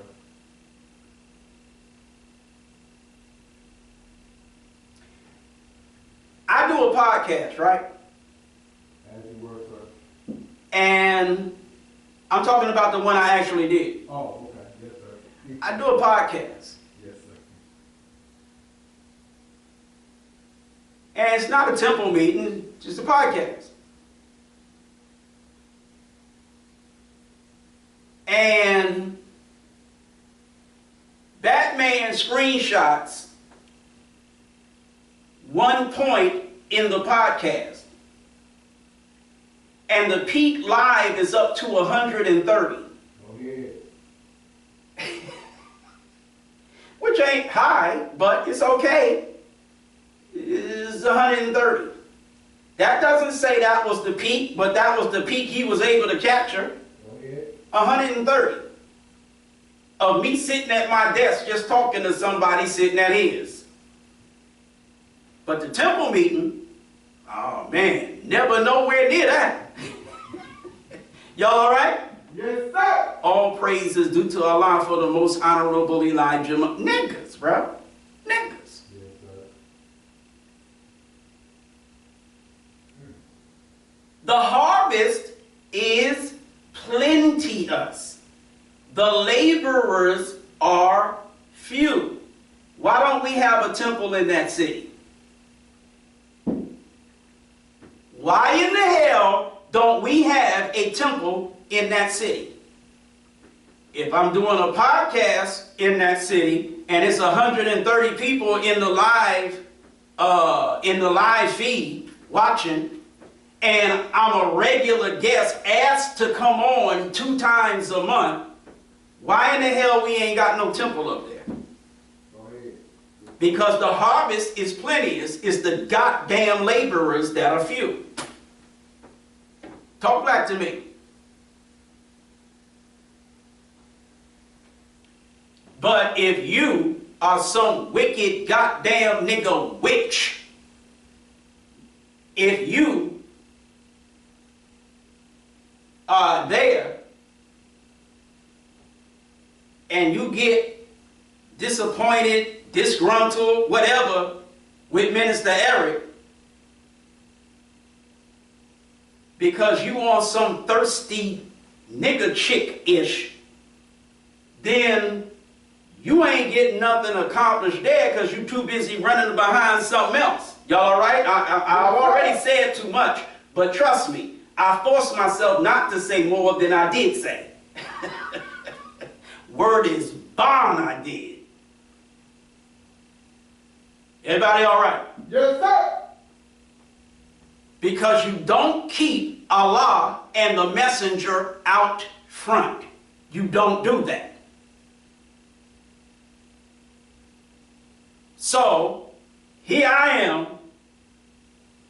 doing enough work on behalf of the Most Honorable Elijah Muhammad, reaching enough people, having enough impact that there should be more work in the form of temple establishment going on in your city, but it ain't. It ain't. Because those who should be working with me to get a temple established there, you don't want to work with me to get the temple established there. So, in order for the people to get the message there, they got to watch a damn podcast instead of going to the temple. Talk back to me. Niggas. Now, how many people think that I haven't been teaching my subject, the end of the prophets? Come on. How many people? Right. Raise your hands. I don't care if this is in front of the TV, raise your damn hand. I'm just playing. How many people think I haven't been teaching my subject? How many people think that I wasn't standing here as I was talking and saying to myself, damn, I didn't realize it, but this is, I'm talking about the whole time I've been talking, off and on. I'm thinking to myself, this is the subject. I mean, it's a perfect name for the subject. Listen to me very carefully. The reason I'm going in to the things that I'm going into is precisely, word is bond to Master Farad Muhammad. I'm not being slick here. I'm being genuine and truthful. Is because we are at the end of the prophets. And I believe, maybe I'm being spooky, but I believe that the reason the subject fits what I have been saying so well is because I got it from the messenger. How could you be any more genuine and sincere than to be in the kitchen, getting ready to make some coffee? You're listening to the messenger. You're playing the messenger. And the messenger says, I'm not a prophet. We're at the end of the prophets. That's right. You don't need a prophet. That's right. There's so much in those words and on so many different levels. Talk back to me. You want to talk to me about whether the Most Honorable Elijah Muhammad was part of Noble Drew Ali's movement? Go ahead. Others of you, if you cokehead Umar Johnson, you want to talk about whether Elijah Muhammad stole the FOI from Marcus Garvey's African League, stole the MGT from whatever the hell he called his women? I mean, listen to me. One of the reasons, I'm not saying it's the biggest reason, I'm not saying it's not either, but I'm telling you without any doubt in my mind, one of the reasons why the Nation of Islam is constantly being brought up in conversation. Louis Farrakhan has never been more irrelevant than he is now. I'm telling you, that's a fact. One of the reasons that the Nation of Islam is being brought up in so many damn conversations and in a way where there's this detraction going on is because 86 hours a damn day, 7 days a week, every month of the entire year, one of Elijah Muhammad's ministers, the craziest and most buck-wild one of all, is blasting Elijah Muhammad and Farad. Are you listening to me? So you got to come in now and try to act like Elijah Muhammad got his juice from Noble Drew Ali. Elijah Muhammad got his juice from Marcus Garvey. The only source you nappy, I'm not talking about Moors, and I'm not talking about Garveyites. I'm talking about niggas, whether you claim Moor or Garveyite or not. I'm talking about jealous-hearted, chicken-hearted, bastard-hearted niggas who want to throw shade on the most honorable Elijah Muhammad because you have nothing better to do with your useless, worthless life.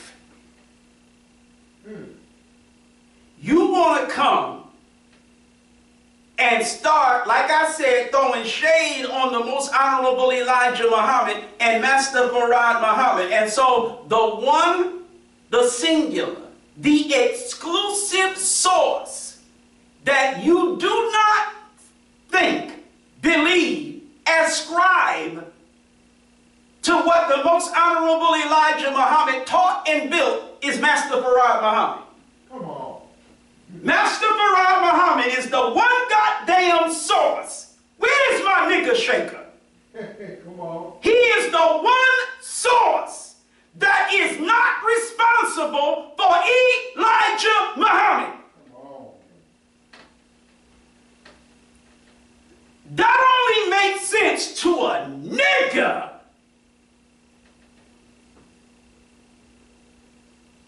He didn't get his juice from Farad. Now, we got lessons, right? Yes, sir. I'm not even going to entertain the garbage right this very second, maybe in a few seconds. But right this very second, I'm not even going to entertain the garbage of, see, right here is a picture of Master of Farad Muhammad, and he was using the name so-and-so and so-and-so in this picture with the Moors. I don't know what the hell you monkeys have in your goddamn bananas. I don't know. I don't know who puts cocaine or methamphetamine in bananas and then gives it to you goddamn monkey niggas. I don't know who does it. All I know is you eating some meth-laden bananas in your goddamn cage. Talking about this a picture of Farad Muhammad with the Moors at temple number what? Monkeys on drugs. Thank you. Lick, smack. Oh, dang. Ah!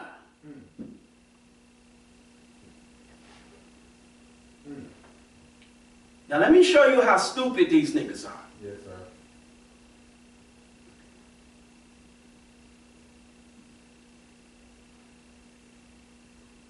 Elijah Muhammad was part of Garvey's movement.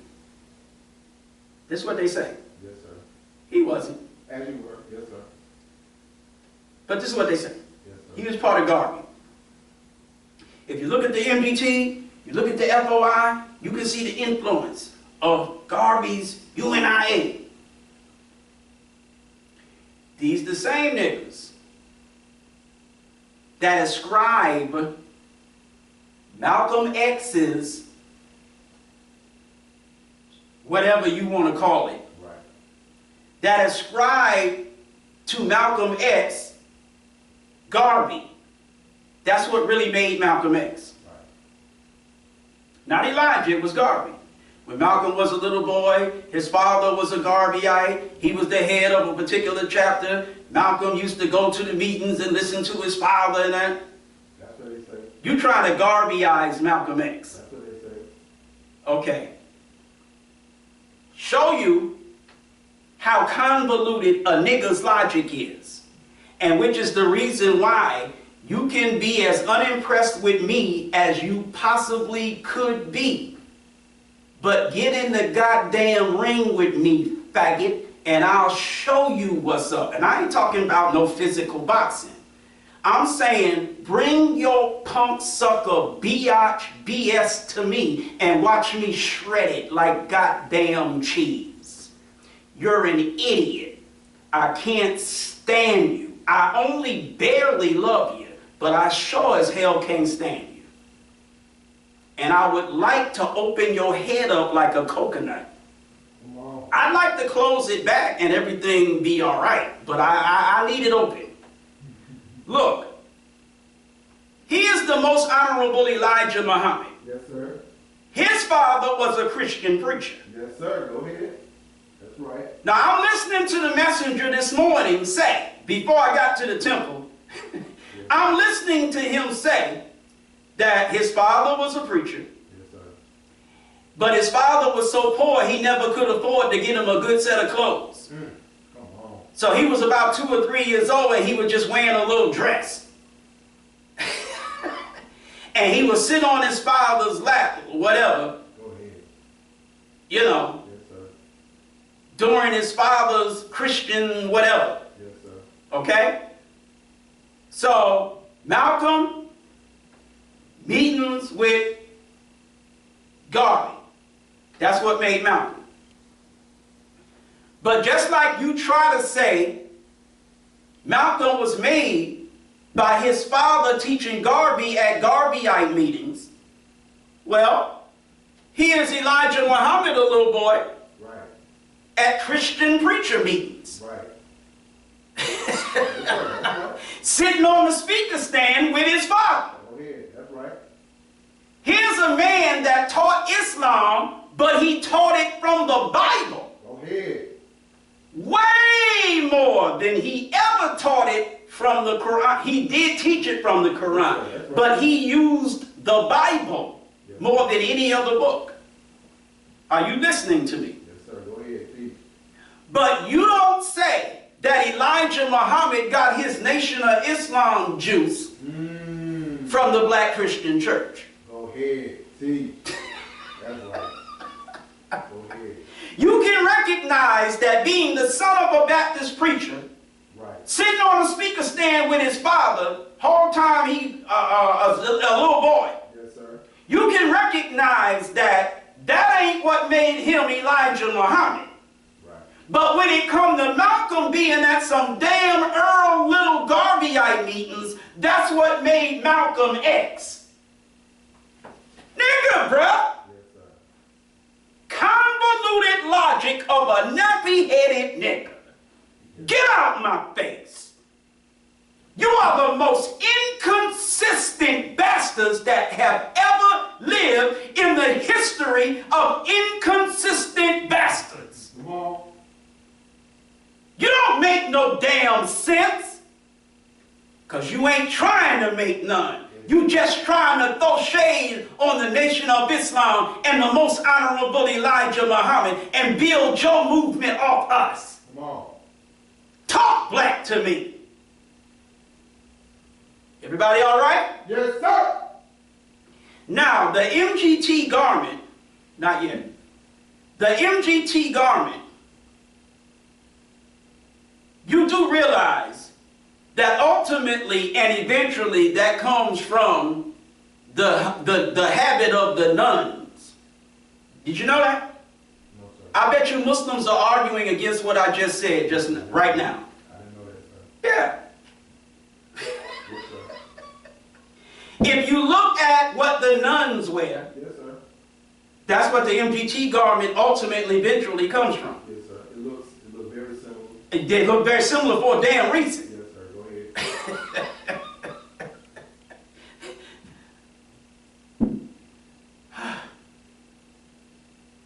So I guess the Catholic Church is where Elijah Muhammad got the Nation of Islam. As you were, sir. See, you try to give it to Garvey because that's just what you want to do. Here's a man whose father was Christian, and the ultimate Christian is Catholic, Right. teaching Islam from the Bible and got his women in a damn nun habit. Go ahead. But you don't give it to the church. Right. You don't give it to Christianity. You're trying to give it to Garvey. Because you want to build your Garvey BS. Garvey's philosophy and opinions is not BS. That's not what I'm saying. Right. Yes, sir. I'm saying your Garvey BS. Right. Not Garvey's actual good stuff, but your Garvey garbage. Right. You want to build the garbage that you building in Garvey's name off the good name of Elijah Muhammad and the Nation of Islam. Talk back to me. That's right. Teach. You ain't nothing but some Pepsi niggas. You always talking about a taste test with Coke. Go ahead. Why Coke got to always be in your Pepsi promotions? Go ahead. Because the only way you can build Pepsi is to compare it to Coke, because Coke is the real thing. Go ahead. That's right. Y'all all right? Yes, sir. When you think cola, you think Coke. When you think black, you think Nation of Islam. That's right. So all you other black niggas trying to be the big black nigga, you always gotta have a taste test with the Nation of Islam. Go 4 out ahead. of 5 people That's right. in a taste test pick the UNIA over the Nation of Islam. As you were, sir. 4 out of 5 people in a taste test pick the Moorish Science Temple of America over the Nation of Islam. As you were, sir. Go to hell Go ahead. and dip yourself in gasoline before you get there. Come on. You want to bang with the Nation of Islam? I'm the right nigga. Let's go. Because I'm not worried about you getting mad and being driven away from the nation. I'll kick you away from it. You ain't got no damn business challenging the Nation of Islam. So I don't give a damn how belligerent, ignorant, niggerish, and whatever I'm coming grimy as hell. Nigga, what? Come on. Don't be bowing your faggot chest at the Nation of Islam, because I'm caving it in. Get out of here with that. It ain't about wanting you to be a Muslim with us. Come on. This is a universal work. And it is also the separation of our people from the devils for the purpose of destroying the devils and saving you. That's right. Teach. Teach. Why? How? Because this universal work, this separation of our people from the devils, for the purpose of destroying the devils and saving you, it is a universal work that comes at the end of the prophets. If this wasn't the end of the prophets, this wouldn't be the work that it is. Go ahead. The separation of our people from the devils for the purpose of destroying the devils and saving you is that takes place at the end of the prophets. So when we come teaching you, when we come with that work, with the message, lesson number 1 is the basis of that work. Go ahead. When we come with the supreme wisdom, that's the base of that work. Don't hand me no profit. Are you listening? Go ahead. I'll bring you Elijah. Come on. You bring me Jesus. I'll bring you Elijah. You bring me Muhammad. Right. I'll bring you Elijah. You bring me Moses. Right. All 3 prophets. I bring you Elijah. You bring me Noble Drew Ali. Right. Prophet. Prophet. Go ahead. Noble Drew Ali. Go ahead. That's right. Talk back to me. I bring you Elijah. You bring me Garvey. What did Garvey say when he left? He said, you'll see me in the whirlwind. Well, Garvey, if we're going to see you in the whirlwind, who is that associated with? Right. Elijah. Go ahead now. Go ahead. You can't make a statement you're going to see me in the whirlwind and not be talking about Elijah. Right. Talk back to me. Y'all all right? Yes, sir. Yes, sir.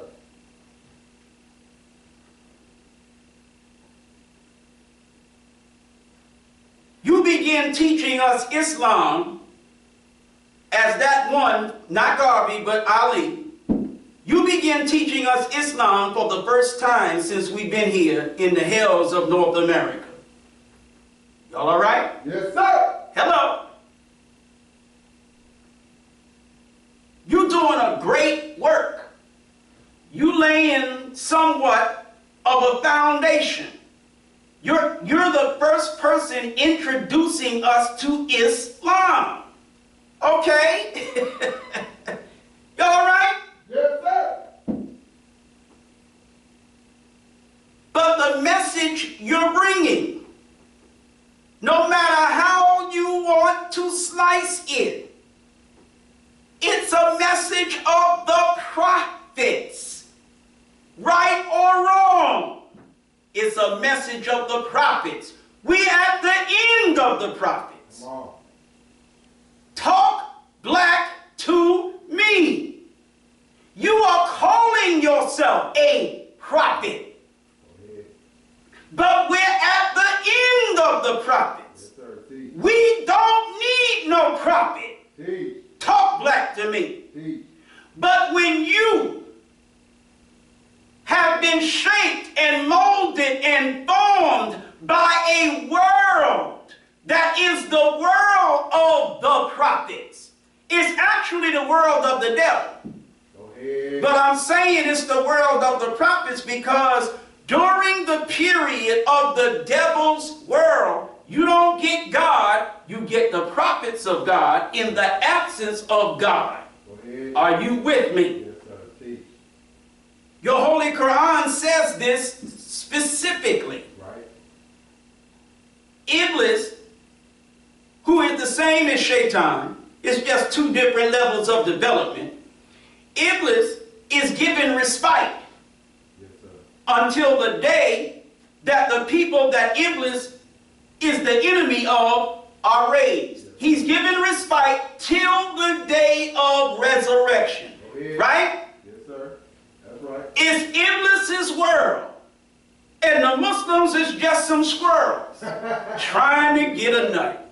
Go ahead. Talk black to me. And that's why Ramadan serves as a sign of the 6,000-year night of the devil's world, where feasting and frolicking and whatever Go ahead. was the order of the day until the bright day of truth comes. Go ahead. Teach. With the coming of God, the Mahdi, the Son of Man. Are you listening?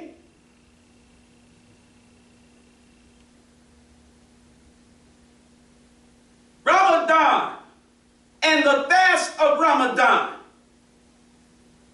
that is a practice and teaching of the prophets. But the December fast is a fast that comes at the end of the prophets. It's a sign that we're at the end of the prophets. Are you listening to me? Yes, sir. Teach. At the end of the prophets, the time for you to be deciding whether you want to be a Moor or a Garveyite or F with the Nation of Islam. Ain't no more time for that. It's the Nation of Islam or death. You don't get to choose no more. You were given 6,000 years to choose whether you would serve Allah or the devil. That time is up. You serving Allah and Allah only, or you getting laid down. Oh, yeah. Go ahead. I don't give a damn whether you agree with or want to follow Elijah Muhammad, except for Farad Muhammad. You doing it whether you want to, like to, or not, or you getting laid down. That's it. Your day to choose is over. And that's why the most honorable Elijah Muhammad said of Master Farad Muhammad, he got the power to force the whole world to bow to his will. And he also said in the same book, Message to the Black Man, that Master Farad Muhammad is going to end the serving or worshiping of any other God. That means no other religion, no other ideology, no other philosophy, no other movement, no other organization, no other nothing. Go ahead. You will not serve or worship any God besides Allah, the Mahdi, Master Farad Muhammad. Go ahead. Why? Because we at the end of the prophets. That's right. During the time of the prophets, it's like, nah, shawty, I'm straight. That's right. Yes, sir. Let's go, baby. Let's do it. You can get with this, or you can get with that. Or you can get with this, or you can get with that. Yeah, that's for that 6,000 years. Yes, sir. But once we hit the end of the prophets, all that, you can get with this, or you can get with, that's over with. Yes. You better get with this. Or you gonna get with that. Right. Talk black to me. Accept Islam and live, or reject it and what? Die. So the Holy Quran says, on that day. Wait a minute, Prophet Muhammad. Sallallahu alaihi wasallam. Wait a minute, Holy Prophet. What you mean on that day? What about today? Right. Right. Silly Orthodox Muslims don't think worth a damn. That's right. They got too much prayer rug fibers in their damn head. Somebody put coke on their damn prayer rug and they hit the damn thing too much. It soaked into their forehead, got into their bloodstream. Stupid mother, stop that, Minister Erics. You don't think. Right. And I am quite aware that there needs to be a more diplomatic and civil minister of the messenger to talk to you. But that ain't my job. Yes, sir. Teach. I'm not that nigga. I'm grimy with it. Because you are grimy with it. Mm. Now, until that better nigga comes, you got Eric. Until Okay? that day. They want a better nigga. But don't want to be better niggas. Go ahead. Teach. They want to have a better nigga, but they don't want to be better niggas. Go ahead. Hell no. Right. Teach. Be a better nigga and you'll get a better nigga. Teach on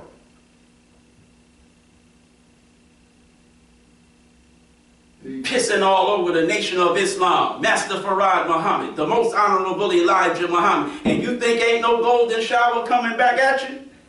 I bet you every Sunday at Temple 15 is golden shower time. Hell no.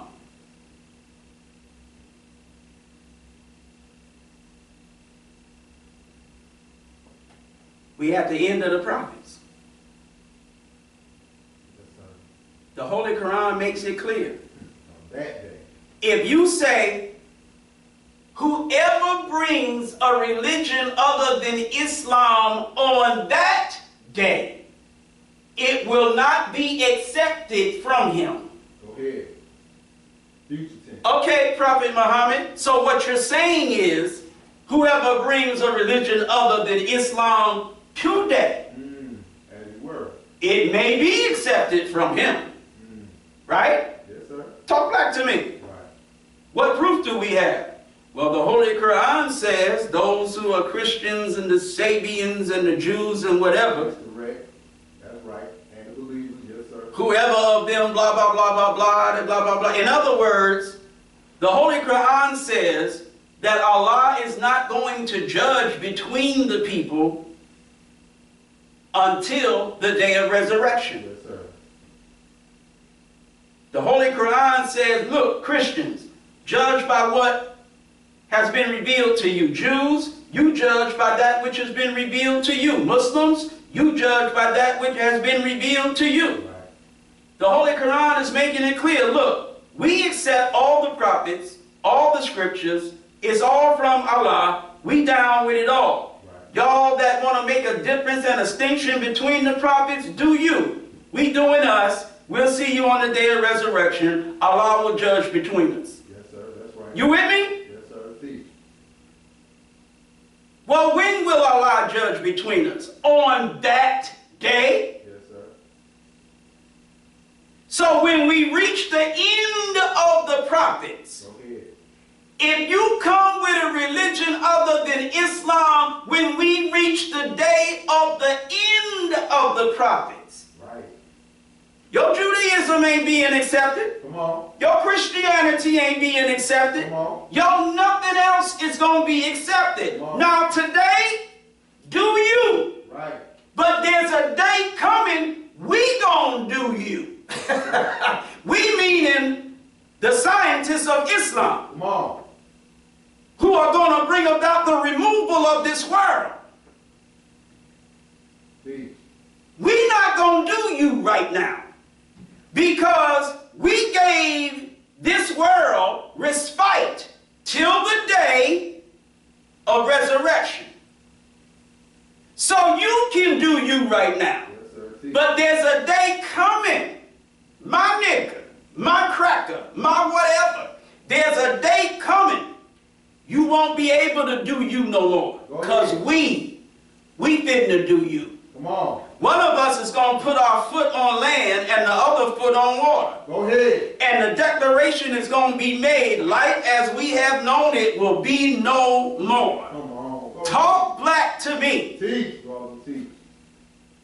Because on that day, it's Islam or nothing. And it's the Islam represented by the sword in the mouth of a Lamb of God. Go ahead. Talk black to me. Teach. Who takes a book that's going to be the guidance for the hereafter out of the right hand of the God of the hereafter, who's seated on the throne of the Come hereafter. on.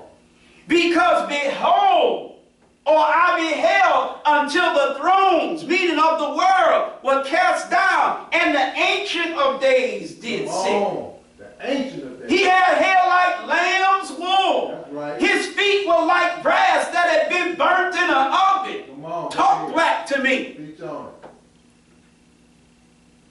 See, he was a rider on a black horse, Come on. not the pale horse. The pale horse's riding was death. But the rider of the black horse had a pair of scales in his hand. Man. Talk black to me. The scales of what? The scales of justice. Teach. Huh? Teach. Teach on it. Now, on that day, go ahead and come with MSTA if you want, my nigga. On that day, come on with your UNIA. On that day, come on with your Afrocentricity. On that day, if you bring a religion other than Islam, it will not from you. Well, I'm reading Islam. Really? Islam has 5 basic fundamental principles. Yes, sir. See, Let's see if you bring it or not. see, Principle number 1, to believe in Allah and His apostle, the most honorable Elijah Muhammad. go ahead. Oops! You just, Oops! right. Go ahead. Oops! You done. We don't need principle 2, 3, 4, or 5. Principle number 1 of Islam in 2025 is not the same as principle number 1 in 632. Go ahead. Principle number 1 of Islam in 632 is not the same as principle number 1 in 30 BC. Go ahead. That's right.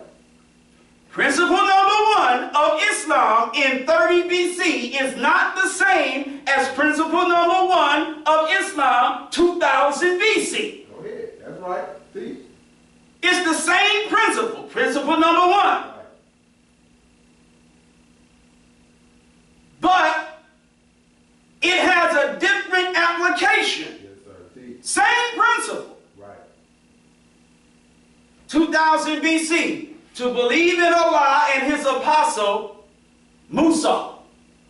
Fact. Yes, sir. That's right. To believe in Allah and His apostle, Musa. Go ahead. That's right. 2,000 years later, to believe in Allah and His apostle, Isa. Right. Go ahead. 600 years later, to believe in Allah and His apostle, Muhammad Abdullah. Go ahead. 1,400 years later, to believe in Allah and His apostle, the most honorable Elijah Muhammad. Yes, sir. Go ahead. Same principle, Yes, sir. See. See. but a different application See. at different times. See. Are you listening to me? Go ahead. See. That's So if your principle number 1 is not to believe in Allah and His apostle, the most honorable Elijah Muhammad, that's a problem. That's a problem. That's a problem. Go ahead. I suggest you get your praise be to Allah for the honorable Elijah Muhammad. I suggest you take your damn cell phone and click and take a picture of your ass. Me no more questions, nigga. And that's the last. Because that's the last you gonna see. Take a picture, boy. Girl, whatever you is. Take a picture. Because it's about to be the last thing you got to remind you of it. Go ahead. See. Yes, sir. Y'all all right? Yes, sir. All praise is due to Allah for the most honorable Elijah Muhammad.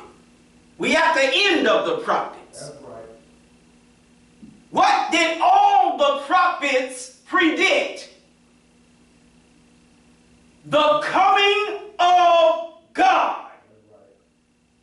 None of the prophets could take you except for a little glimpse beyond the coming of God. God's coming is so bright no prophet could see beyond it. That's right. Teach. No eye has seen, That's right. no ear has heard, no heart has conceived of what God is going to bring Right. when He comes at the end of the prophets. Come on. Are you listening to me? You got the supreme wisdom and don't know your anus from your damn elbows. Now tell us, Teach. see this? This is an FOI manual. It was put together at the temple. It's not sold on a table on no damn street. Go ahead. This is legit. Come on.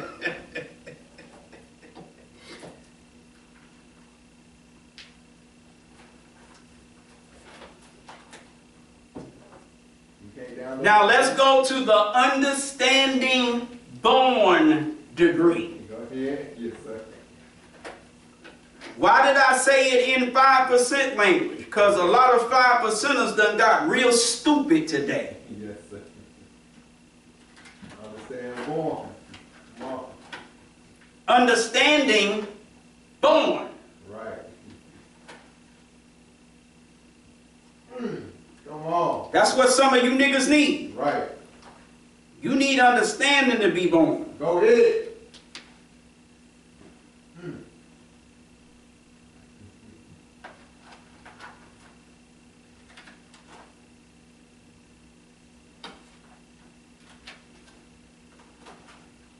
Hold on now. Somebody been in my damn book.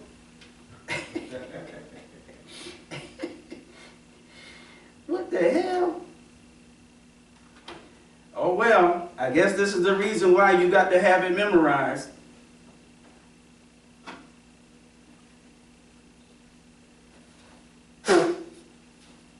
Now tell us, would you hope to live to see the day when Allah will take the devil into hells in a very near future? Right. Yes. I Yes, sir. fast and pray Allah in the name of his prophet, W.D. Farad,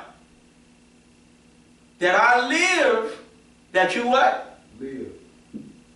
That you live to see the day when Allah, in his own good time, Right. will take the devils off the planet. Go ahead.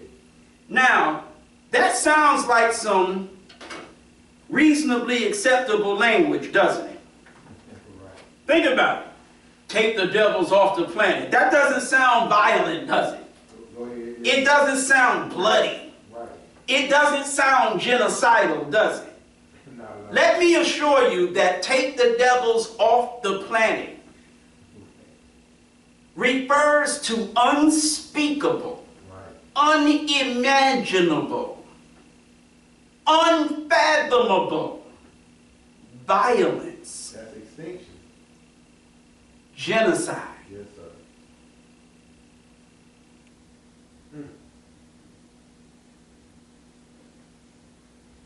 And the understanding born, you born in understanding. Right. The understanding born degree says you fast. Yes, sir. Now, if you don't fast, Right. How you gonna see the day? not only how you gonna see the day, you won't see it. Right. But if you don't fast, how are you in line Right. with the supreme wisdom? Go ahead. Teach. Teach. Yes, sir. You learn and recite that degree by heart and don't fast, Right. you stupid. Talk back to me. Go ahead. Teach. I know you're not going to like me for coming at you like that, but that's okay. You'll get over it. Teach on. That's right. I'm not here to be liked. Okay, what else does that degree, that born's understanding, Go ahead. Yes, not sir. wisdom? Right. See, you born wisdom by reciting it. Go ahead. Yes, sir. Yes, sir. Teach. And what you're wising or wisdoming is the knowledge of it. Go ahead. But the understanding, which is the best part of that knowledge, Go ahead. Right. is that you fast. Right. And what else? Right. Pray. Yes, sir. Allah,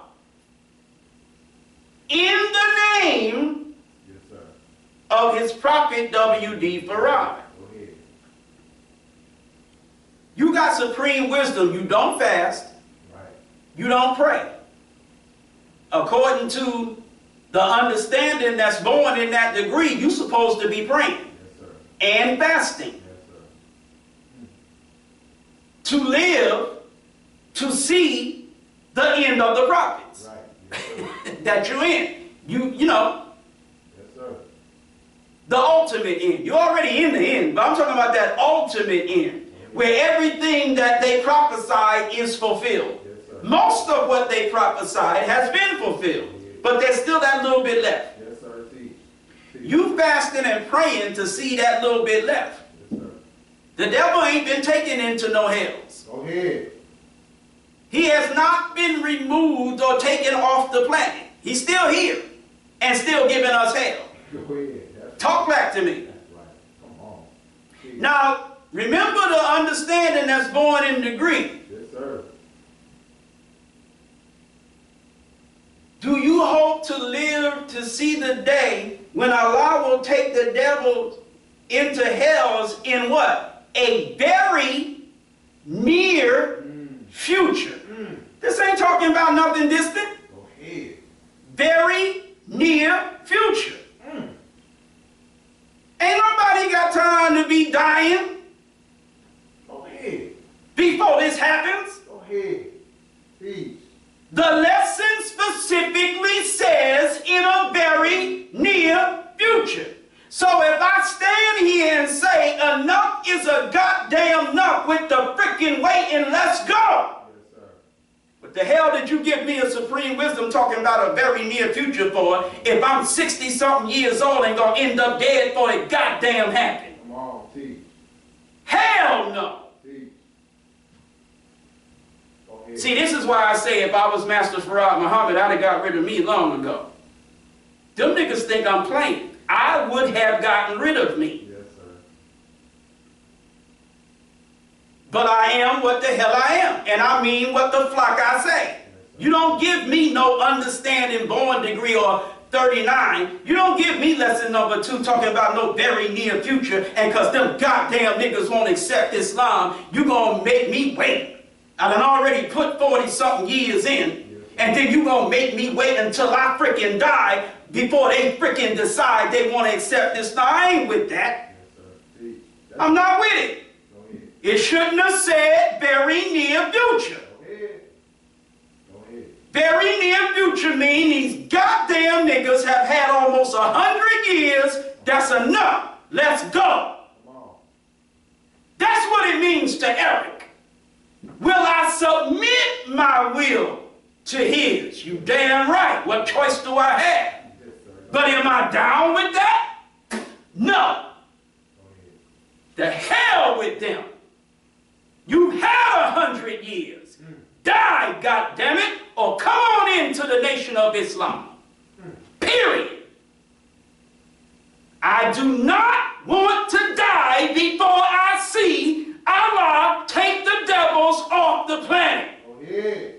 And your life being saved, I swear in his name, is not valuable enough to me personally for me not to be able to see that day. You can die, and I'm good with it. I want to see the day. Go ahead. That's why the hell I fast and pray. Teach. That's right. That's what the lesson said do. Yes. That's what the goddamn hell I do. So let's go. Teach. Y'all all right? Yes, sir. Teach. Call my damn bluff. I'm not bluffing.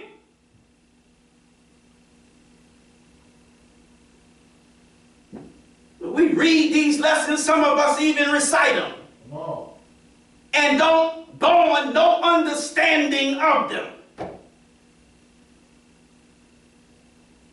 Now, what in the hell am I fasting and praying that I don't die, and I'm damn near dead now, that I don't die? See, death is in my very near future, relatively speaking, Yes, sir. especially if I'm staying in America. Go ahead. Go ahead. What the hell am I fasting and praying that I don't have to wait until I'm 104, which I probably won't make if I'm still here? Right. Because every year here, in terms of destructive power, is worth 5 years. Come on. What am I praying? I'll be 63 in Ramadan. Yes, sir. Go ahead. I'm laughing, but it's true. Yes, sir. I'll be 63 in Ramadan. Right. For my Orthodox niggas. I'm turning 63 during Ramadan. Yes, sir. Okay. So, I'll be 63 in Ramadan. My father's 83. My biological father. Yes, sir. My stepfather died at 75. Yes, sir. My mother died at 67. Yes, sir.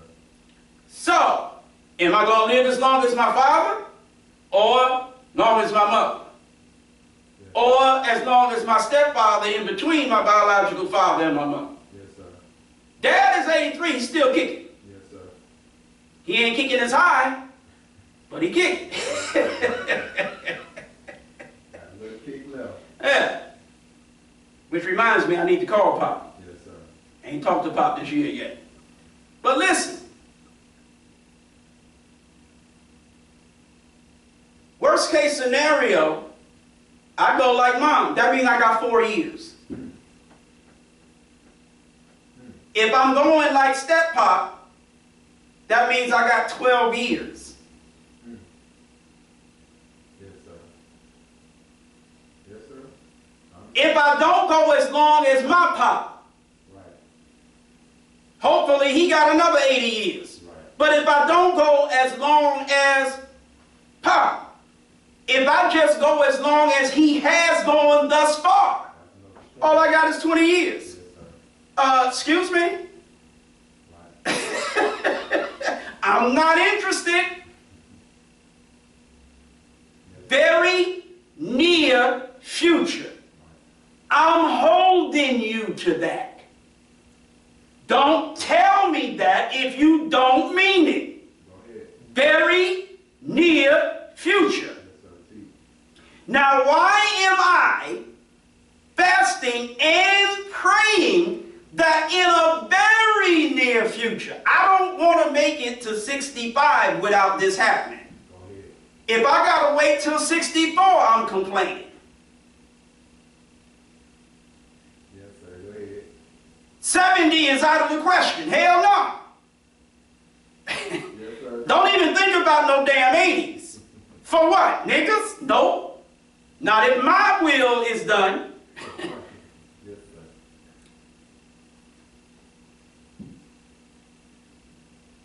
Now, why am I fasting and praying that in the very near future, meaning this year, Allah take these devils in the hells? And whether you know it or not, if you look at America's deficit, budget deficit, Right. if you look at the fact that for the past few years, every time a vote on the budget is made, there is either a government shutdown or a very near last minute avoidance of a shutdown because the cracker, you know, a house divided against itself cannot stand because the cracker can't agree on the budget. That's right. They're going to have to raise the debt ceiling or Right. you ain't going to have no budget. Right. See, these are the things that I pay attention to while you're paying attention to love during lockup, love after lockup, love before lockup, love with no lockup, lockup, no love. While you got Braxton family values, Go ahead. while you watching damn football, I'm paying attention to stuff that a nigga with some goddamn brains pays attention to. So, go ahead. Okay? America's infrastructure, the debt ceiling, the bitter partisan politics. I mean, all of the things that spell to America. See ya. Wouldn't want to be you. Bon voyage. Don't forget to write. Arrivederci. We're going to have roast crackers. We're going to have roast crackers. All that stuff. That's the stuff I'm paying attention to. The state that this country is in, I couldn't possibly imagine that it could last like this for another 10 years, another 5 years even, let alone 20. Yes, sir. Go ahead. So it looks like it'll be a very near future. That's what it looks like. But we'll see. Yes, sir. It all depends on how bad Master Farad Muhammad want to save freaking niggers. Y'all all right? Yes, sir. All praise is due to Allah for the most honorable Elijah Muhammad. I don't know whether this is true or not. But I was told the messenger would only live 130 years.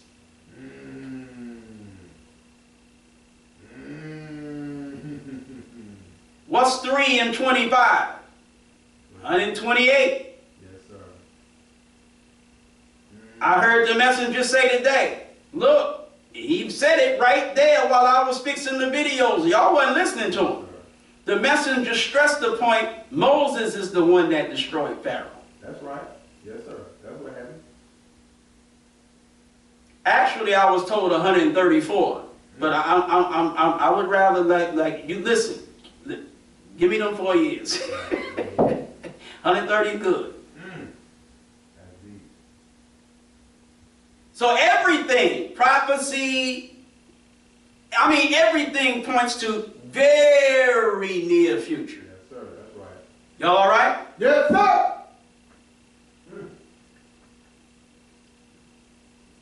We ain't got a whole lot of time to play around. We're about to hit the 50th anniversary of the messenger's departure. That's right. 50 years. It's a whole lot of things coming together that would suggest very near future. Yes, sir. Go ahead. 60 years of grace not to exceed 70. If you count from 1555 Yes, sir. Yes, sir. to 1955, that's the fulfillment of the 400 years. Yes, sir. Go ahead. Add 70 to that, 2025. That's right. Are y'all listening to me? Yes, sir. Go ahead. I'm not calling nothing now. I ain't that good. I'm just simply saying very near future. I ain't talking about no decades here. Yes, sir.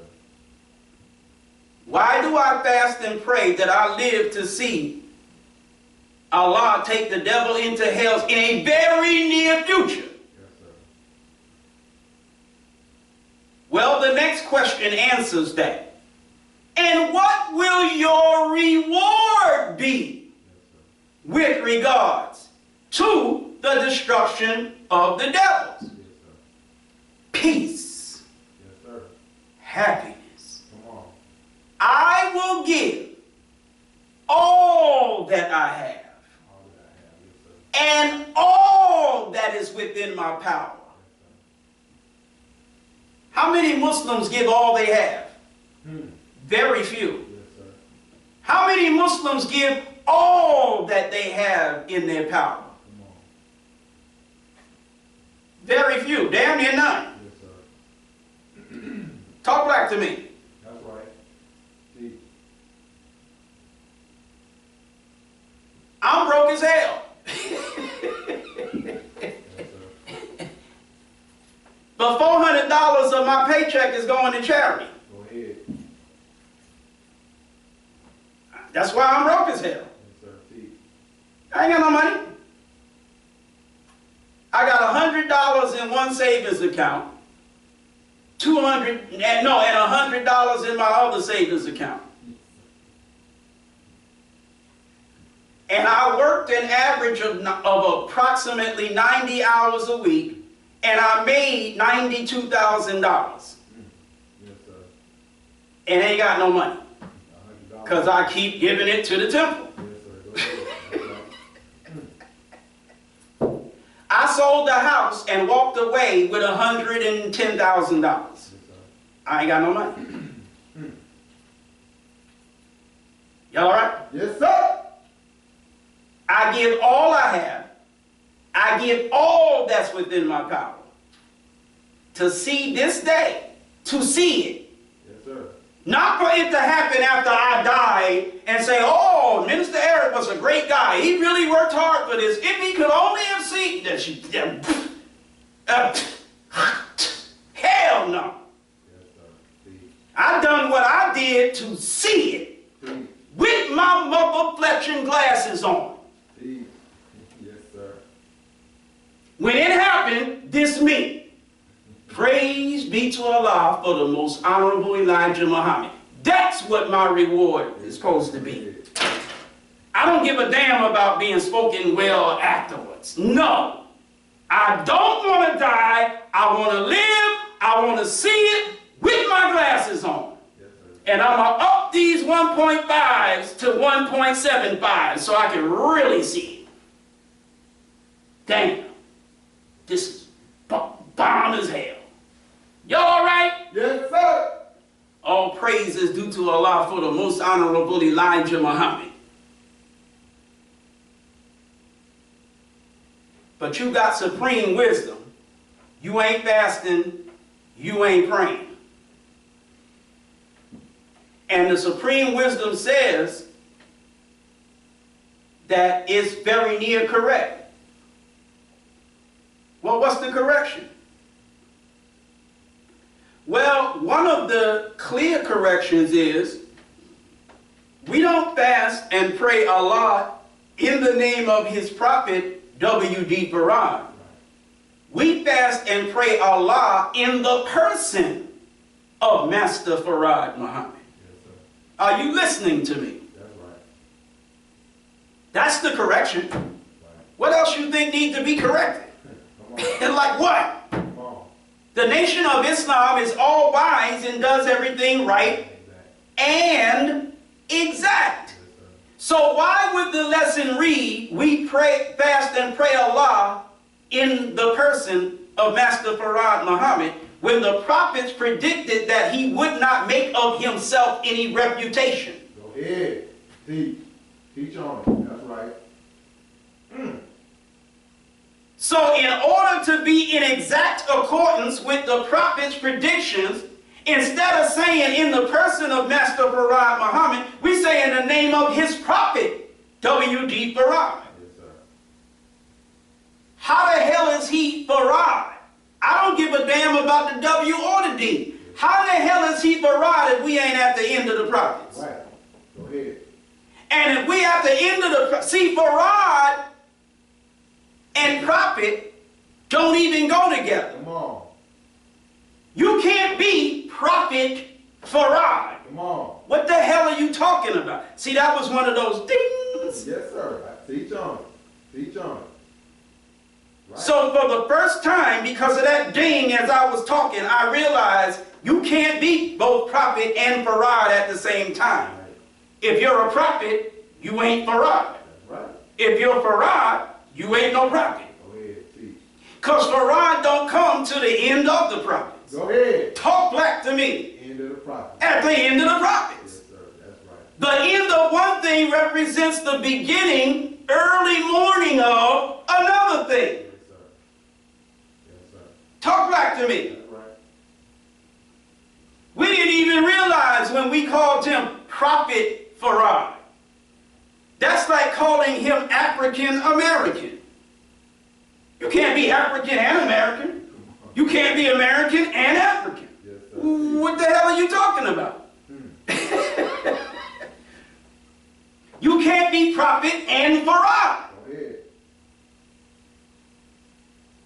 The reason he took the name Farad is precisely because prophets end.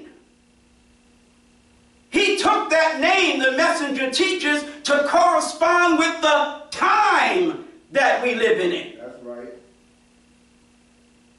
So you can't be prophet and be Farad, because Farad represents the time of God and not the prophets. Are you listening to me?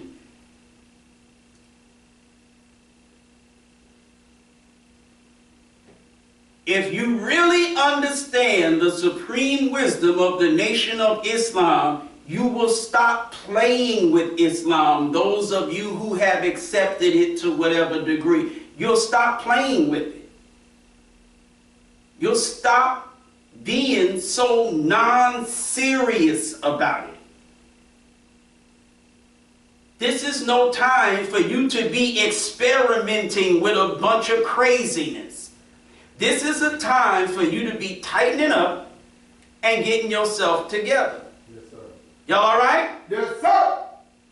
Make all men and boys join, not go buy a manual off a damn table somewhere, not go buy a book of supreme wisdom off a table somewhere. Make all men and boys join the FOI. That means registered membership in the Nation of Islam. Yes, sir. And train them up fast. Make them brave fighters, ready to give their life at any time for the cause of truth. That's what time we're in. But you think it's time to experiment with MSTA, experiment with UNIA, experiment with this, experiment with that. You can get with this, or you can get with that. Or you can get with this, or you can get with that. You think it's that time. This is the time, the end of the prophets, for every one of you black men and boys to join the FOI.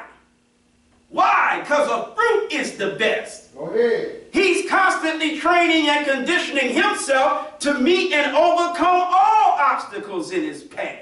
His sole purpose is to deliver the dead. 41.5 million. Deliver the dead to the Lamb of God. The most honorable Elijah Muhammad. Yes, sir. You bring everybody to Elijah. That's right. That's the time we living in. Yes, sir. See. But to do this, we're compelled to be obedient. A nigger and obedience? That's an oxymoron. That's an oxymoron. Militant, Go ahead. humble, tolerant, courteous, honest. Honest niggas, boy.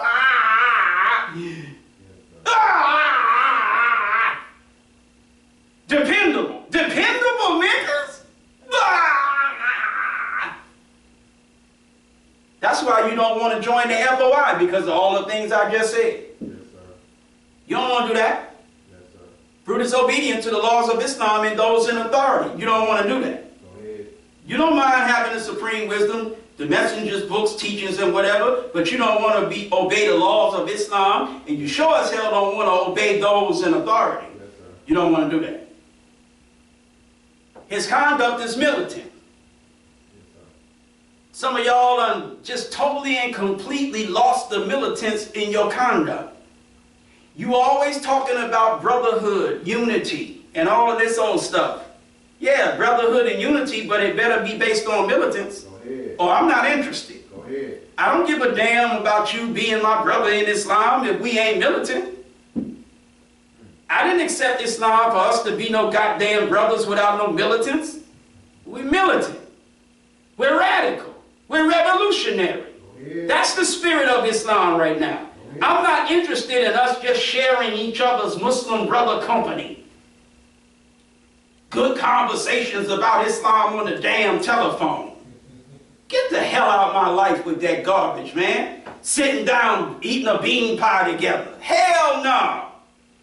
All of that is cool as long as it is part of constantly training and conditioning to meet and overcome all obstacles for the sole purpose of delivering the dead to the Lamb of God, the most honorable Elijah Muhammad. That's got to be the core, the base, the foundation of us eating bean pies together, having good conversations on the phone, whatever the hell else we do. That has to be. at the very root and core of anything else we do, or I'm not interested. Okay? Thank you.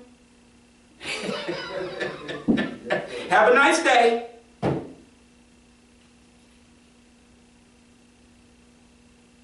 He's humble and submissive. Go ahead. Niggas ain't humble enough to submit to the authority of the messenger in their city. Talk back to me. Or to work with that minister in his city to get a temple established in their city. You ain't humble enough. You ain't submissive enough. Tolerant and understanding. Blah! No, you're nitpicking and you're fault finding. You ain't tolerant and understanding. Courteous and respectful. Yes, sir. I find a lot of y'all niggas courteous and respectful. That's about it. Honest in thoughts, deeds, and actions.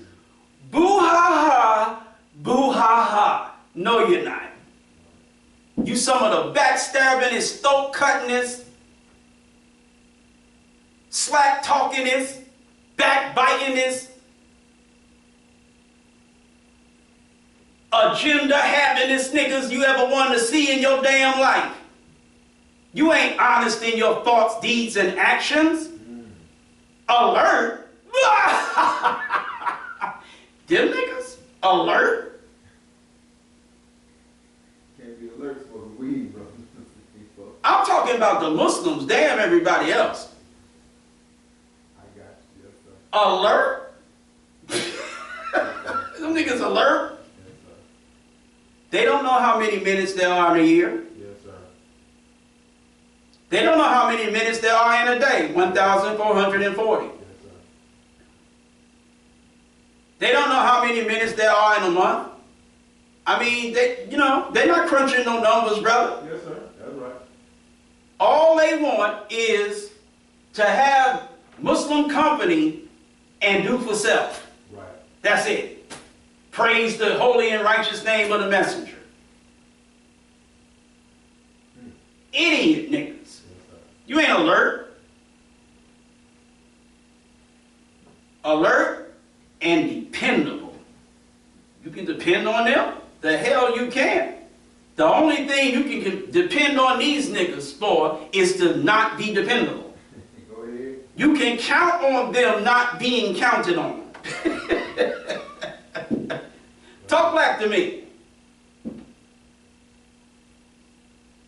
This is why you don't mind. You'll go buy a manual, go buy a Supreme Wisdom book. You'll read this, read that, check this, dig that. But you ain't trying to join the FOI, be trained up fast, made a great fighter, being ready to give your life at the drop of a dime for the cause of the truth.